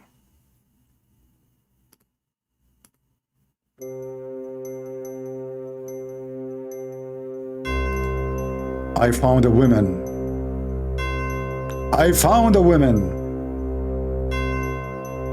ruling over them.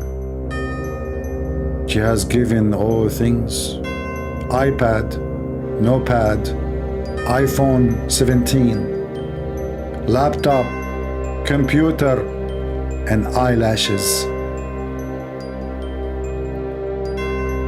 I found her and her people worshipping the sun instead of Allah. Stop. By the way, even this information is false, because now the scientists discover that this city, the temple of they used to worship, I'm going by the Quran now. They worship the moon god, which is Allah. Allah, they worship Allah. This is why the name of the temple there is Al-Makkah, which means Mecca. So Mecca is a counterfeit of the temple of Al-Makkah, which is Allah temple, the moon god. We continue. So the guy, he came and you know, thanks to Allah, he gave him a good reason. He found the woman, she have no hair. If you read more, she have no hair in her legs, because as you know, Middle Eastern women, she have a lot of hair. Me myself, I was kicked from the swimming pool many times. Sir, you guys swim here, please, wearing your clothes. Take off your fur, you idiot. This is my hair. What's wrong with you? You know, they don't think that we are like Middle Eastern, like a human, like the rest, you know, because we have a lot of hair. Harry Potter, you know. Actually, the name of the movie Harry Potter is coming from us, you know. Anyway, so I found her and her people worshipping the sun. And then right away, they decide to steal the chair of the women. How in the world this is not made by God? It must be from God.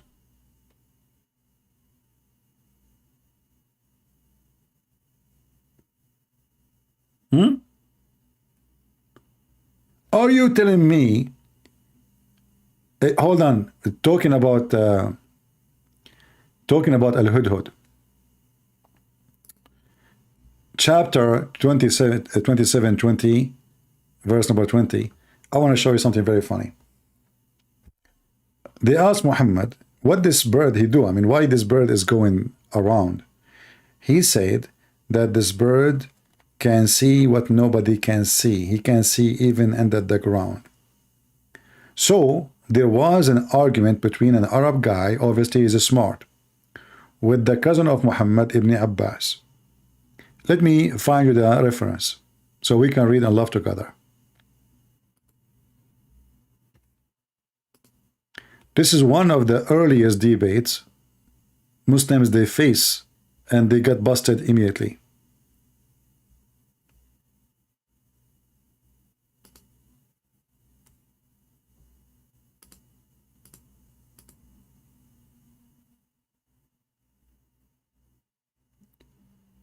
Let us see. Let us read together.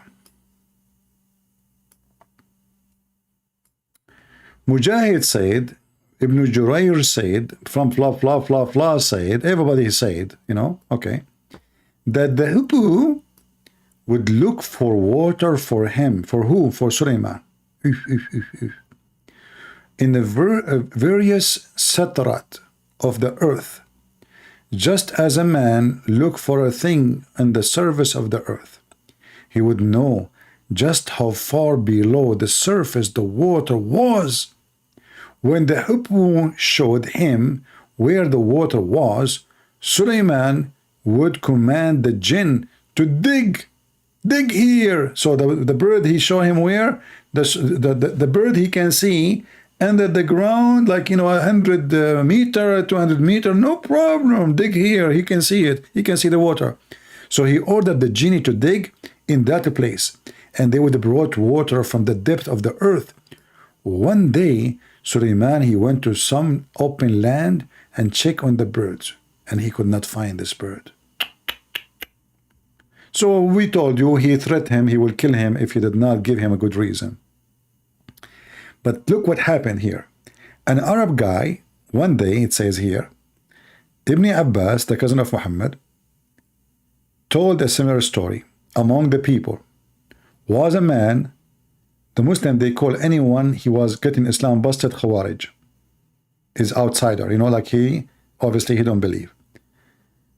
Who's a man was Nafi ibn al-Azraq. This man, his name is Nafi. So now his name is written in history. He got Muhammad busted in early age. When often used to raise objection to Ibn Abbas, he said to him, stop Ibn Abbas. I don't know if I need a music for this one. We should have a music for this one.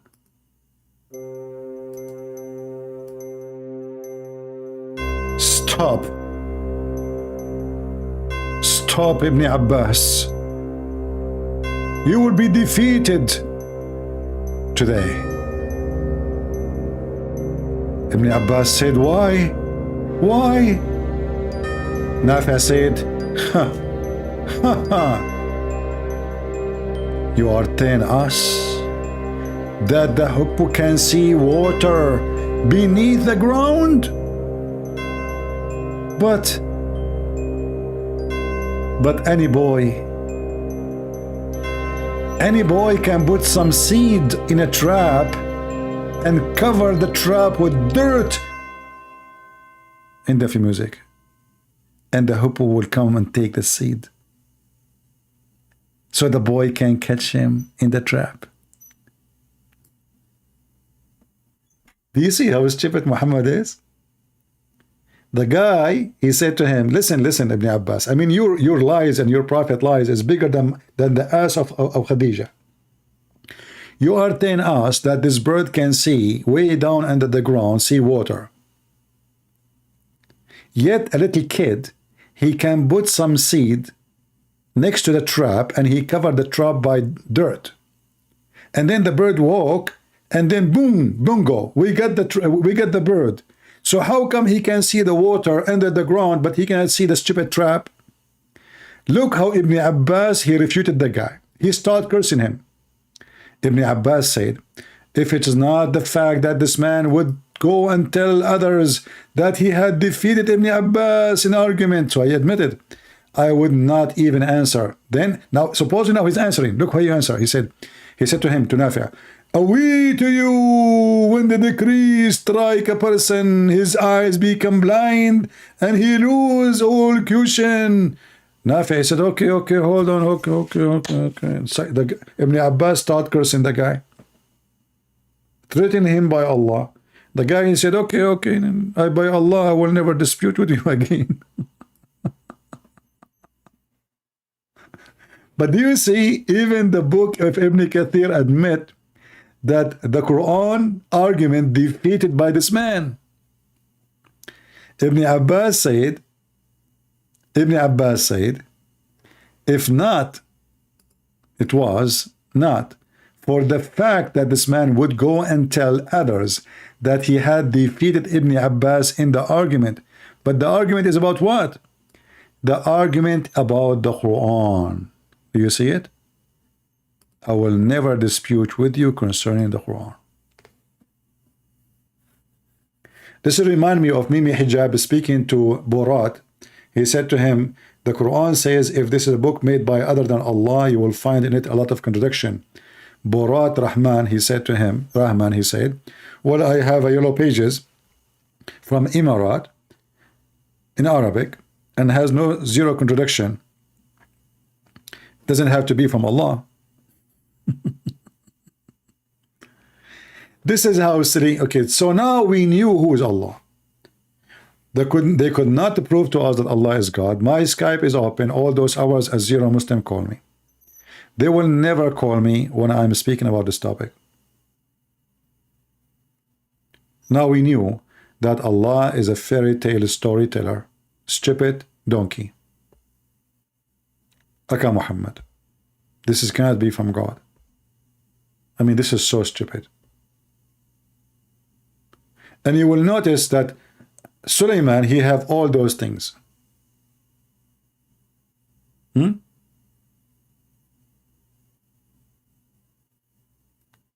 Muhammad, he have none of them. Why Allah don't give Muhammad the bird? Give him the flying horse. Give him like a part of the flying carpet. Sulaiman have the genies, they dig for him, divers who they are genie, shaitan. And then the end of the story, actually, it's very funny. I don't know if you know the story. When shaitan, he came and he took the look of Sulaiman and he started doing boom boom to the wives of Sulaiman. Can you believe it? Muhammad trained the Muslims that Sulaiman, his wives, was sleeping with the shaitan. And shaitan, he was so good in bed. And this is how the wives of Sulaiman noticed that this is not Sulaiman. He looked like Sulaiman. So they told the elders, there is something fishy about Sulaiman. He said to them, what? He said, he's so good in bed. What do you mean? He never take a break. What do you mean? Daragan. What do you mean? Daragan. Can you explain more? You idiot. He is so good. Never stop. Do you understand? Never. Boom, boom, boom, boom, boom. The elder then, they made a meeting and they said to themselves, how come Sulaiman, he have a penis like this? That's impossible. Never stop. And then the shaitan, he knew now that they are suspecting him. So he took the ring of Sulaiman and he flee. And then he went to a faraway island. And he threw the ring on the ocean. And then, brothers and sisters, Sulaiman, at that time, he was poor. He was working as a porter, not a Harry Potter, no, the porter, the one who carries things for you, like in the airport or in the port. So he saw a fisherman. Should I show you the story? Hey kids, do you like to hear it? Who here is 5 years old? The Muslims trying to prove to us that Muhammad and Allah is God. And those are their stories. Brother and sisters, Prophet of Allah, he tell only the truth. Only.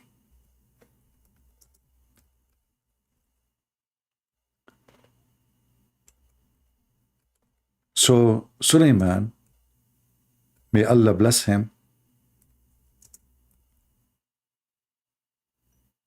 he start working as a potter. And he's poor, homeless. He found a woman, she is poor too. He married her. Beautiful life, simple life. High five. And then, brother, one day he saw a fisherman or somebody, he bought fish. So Sulaiman, he said to the man, okay, sorry,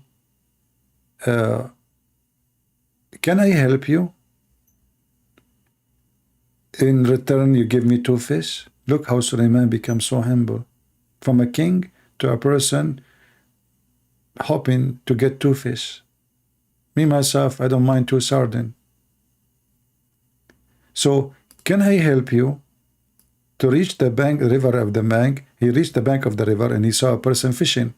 He said to him, shall I help you in return of 2 fishes? The man said, agreed. That was the lucky day of Sulaiman. You never know how your lucky day can come. So Sulaiman helped him in catching the fish. How you can help him cutting the fish? No question. The fisherman gave him 2 fishes as his wages.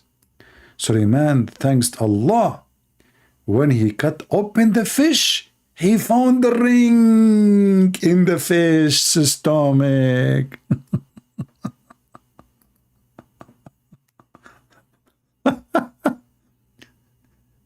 And this is the one who Allah, nothing like him, brother. Nothing like Muhammad, nothing like Allah, nothing like the Quran. I mean, who can? And they said, you can make Quran like this. So he found the ring, and now he become again a king. Tutti frutti, time for you to sleep. What the heck is that? They said, no. You know, after he opened the fish stomach, the fish was cooked. Look, read with me. He found the ring in the stomach. Why in the stomach, man? I mean, this is disgusting. What about she put it under her tongue? I mean, come on, at the end of the day, this is the ring of Solomon. No, brother, we have to be logical. Islam is very logical. The ring go in the stomach, but cannot go from the anus because the anus of the fish is so small. Oh, okay. So he kept it aside, and thanks Allah, he cleaned the fish. Look, the guy, he don't even care. He just get the ring who can control the kingdom and make him a king again. He continue cleaning the fish. And it's not his wife cleaning the fish. He is cleaning the fish. Look. He brought it home. He is cleaning the fish outside. His wife become very happy and said, I wish to call my parents and show them that you have worked hard and earned sustenance. This guy, he was lazy all the time. Finally, he got 2 fish, to the point she want to call her parents. The fish was cooked, and Sulaiman called his in-laws. They ate from the fish. Sulaiman said to them, would you recognize me? What? They came to the house eating with him, and now he's asking him, would you recognize me? They said, no, we have not seen you at all. Sulaiman took out a ring. See, he put the ring. They cannot recognize him. He took off the ring. They can see him normally again. I love it. I love it. I know many of you, your husband doesn't look good at all. And now many of you will go to Amazon to purchase that ring. And maybe many of you, his wife don't look good at all. And now you want to find a ring like that. Maybe she can disappear from your face. I'm just joking. You know, I know it's not a good joke. I heard it from Joe Biden. You know the thing. So that moment, all the birds And the genie came to him and become obedient to him, acknowledging his kingship. Chicken, ducks, walk, walk, walk, walk from everywhere. They start coming non-stop. Genies, I mean, all is coming to the poor house in the middle of the town. And then the brother, they come and they acknowledge his kingship. God save the king, but in the language of the ducks, like walk, walk, walk, walk, walk, walk, walk, walk, walk, walk, walk, walk, and the chicken like walk, walk, walk, walk, walk, walk, walk, walk, walk, walk, walk. And then you can can just use your imagination, which is if you have any anyway. I mean, who can beat Muhammad in the imagination? None of you. So anyway, true story, true story. And then he brought his wife along with her parents to the city of Istikhar. What the heck? What is that? And all his Shias, those are Shias, gathered around him and become very happy, which means Shia supporters, Their difficulty of his absence vanished, because remember, the shaitan took his look, he started being boom to his wife, he took his ring, and now he became the king. The whole story. Sulaiman was in the bathroom, he always leave his ring with his wife, her name is Al-Jarada, and then shaitan, he come to Al-Jarada, he came in the look of Sulaiman, look like it's easy. I mean, Allah, he cloned Isa, so we have now two Isa. Allah, he cloned Jibreel, we have two Jibreel. Shaitan, he cloned Jibreel, we have three Jibreel. And now Shaitan, he cloned Solomon, so we have two Solomon. And when the Solomon was in the bathroom, Solomon, he came to the wife, he said to her, give me the ring. She looked at him, he looked like Solomon. So he gave him the ring, he wore the ring, he became the king. And then Solomon was kicked from the place because he don't look like a king no more, because he don't have the ring. Very simple. So they become very happy and their difficulty vanished. He ruled for long, long period of the death. And when the death approached, okay, he appointed Asif ibn Bakharaya. Asif, Sulaiman, he have a son, his name is Asif. He's an Arab guy. Anyway. All right, how do you mean Asif? By the order of Allah, he is his successor. His followers always preferred to Asif to solve their problem. Okay, hold on. I don't know if I read for you more stories because things is getting really complicated here. All right. Okay. Here it's talking about the flying carpet. I mean, this story is so beautiful. I don't know how many of you would like to convert to Islam. And as you know, Allah can be known by science, by flying carpet, the ring of Solomon, the penis of Shaitan. Oh, what about, when they spoke about his ability of sex, that he no way can do that, I find that strange, because isn't Muhammad, he said that Sulaiman, he have sex with 99 women in one night? So why the wives of Sulaiman were confused about how good he is in bed?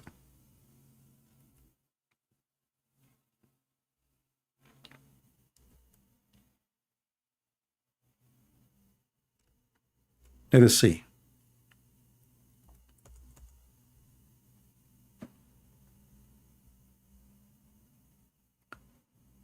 Find the hadith. He have sex with 100 women.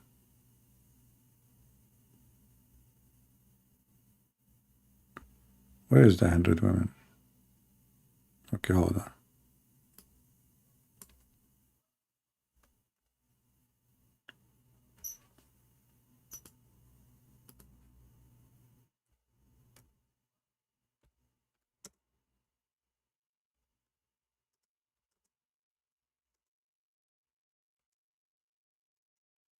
This is a very beautiful story, by the way.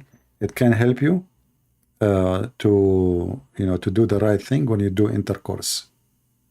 I want to teach you something before you leave today, so you can enjoy your sexual life and do it correctly. I mean, my stories are really priceless. If you think about it, I mean, you go to the shrink, they can charge you a lot of money. I'm giving you all those things for free. What's wrong with people? You know? Okay, let us see. Yeah, this is the hadith.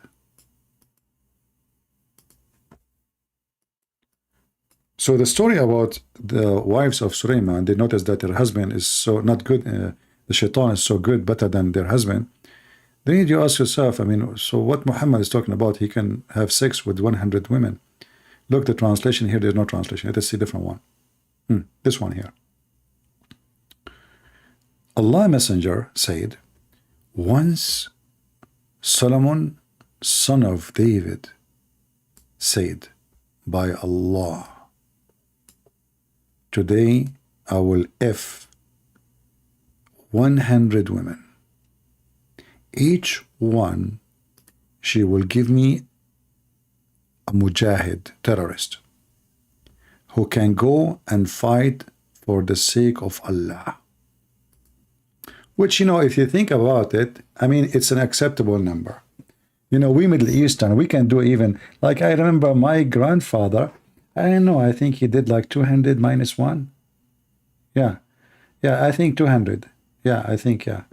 I'm not sure, like maybe 200, 201 minus 1. My memory, I don't remember, because they were lining up and they are coming like one after one, one after one.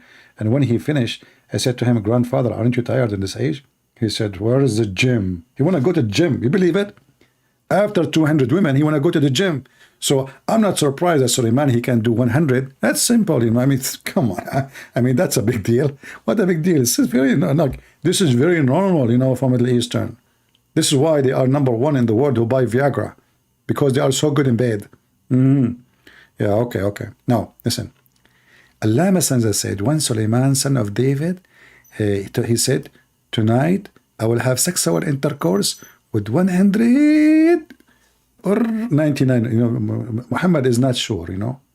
Yeah, he's not sure. 100, 99, 99 and a quarter. You know, he's not sure. Allah did not tell him the exact number. Like, Allah told me 100. Allah said to you too. Allah said to you 199 or 99. Allah said that. Okay. Women, each who will give birth to a night. This guy, it's a boy. That's it. There's no question. Boom, boom, it's a boy. You know, in one night, bingo, you know, like chick. And the kids are coming like it's unbelievable. True story. Who will fight in Allah's cause. On that, i.e., he forgot, you know, and that, i.e., if Allah wills. But he did not say Allah willing. Look at this. Suleiman now, he started effing those women, excuse my language, and he forgot say Allah is willing. How you do such a mistake, you idiot? How in the world you do such a mistake? Therefore, only one of those women conceived and gave birth to a half man. That is Lili Dawah. Now we know who is his father. So, listen carefully. Never start having sex with 100 women and you don't say Inshallah. Do you remember when I asked Mimi Hijab why I don't say Inshallah? Many of you do not know why I was insisting. What kind of Muslims, they start anything, they want to debate me without saying Inshallah. Muslim, they knew what I'm talking about. He never say Inshallah. And if somebody says, what a big deal? You see, it's a big deal in Islam. In Islam, it's a big deal. This is a prophet of God. He forgot to say Inshallah. He have sex with 100 women. The guy was busy non-stop, women after women after women. And then after all those women he have sex with, Allah punished him and he gave him Mimi Hijab, half man.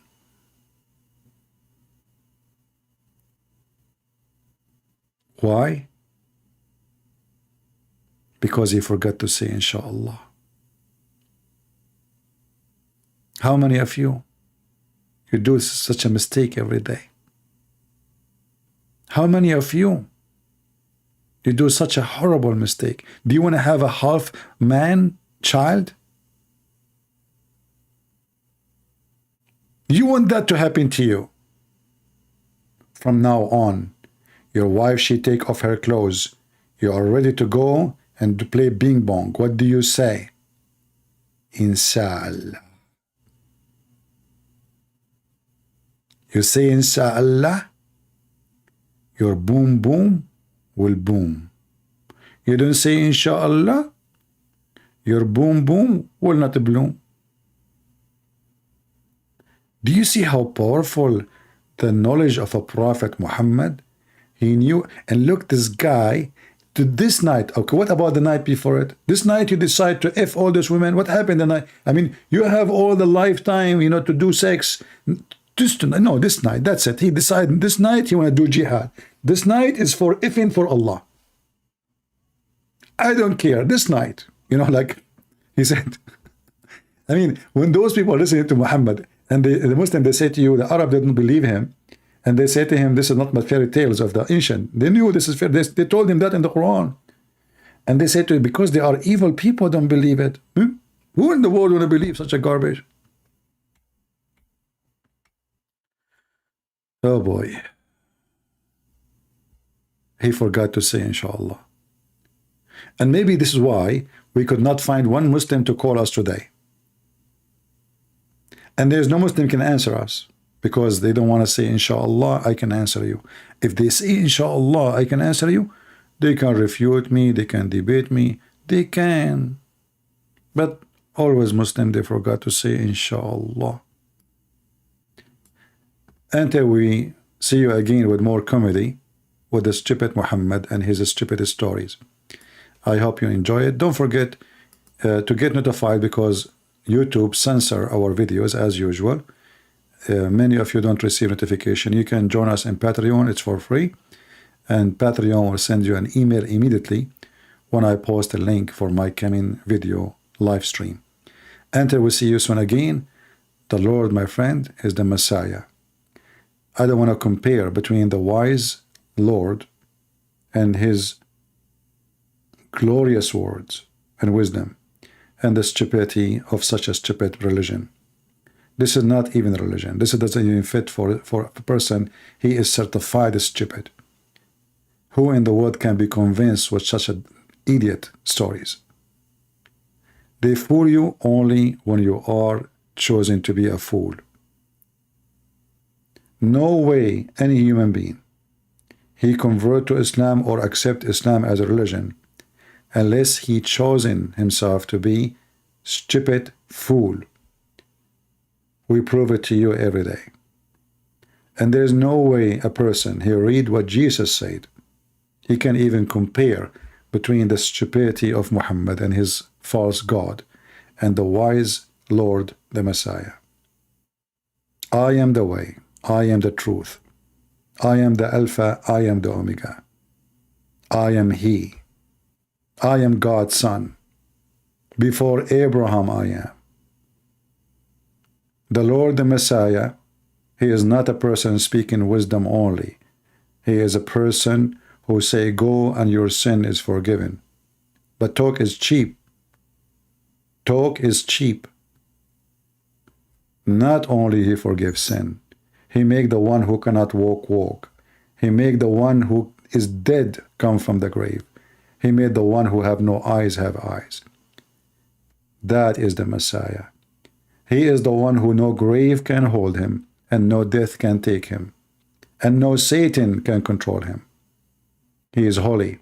His name is holy. His word is holy. His life is holy. And he is right now in the holy heaven with the Holy Father. That is my Messiah. And that is your stupid Muhammad. How dare you even to follow dead man and to leave the living Lord, the Messiah. He is the living Lord. And let the dead one follow the dead man, Muhammad. And let the one who is living and who want to live forever follow the living Messiah. Dead, follow dead. Fleas, go to the garbage. Bees, go to the flower. and you know where you belong. Thank you. God bless you, and see you soon again.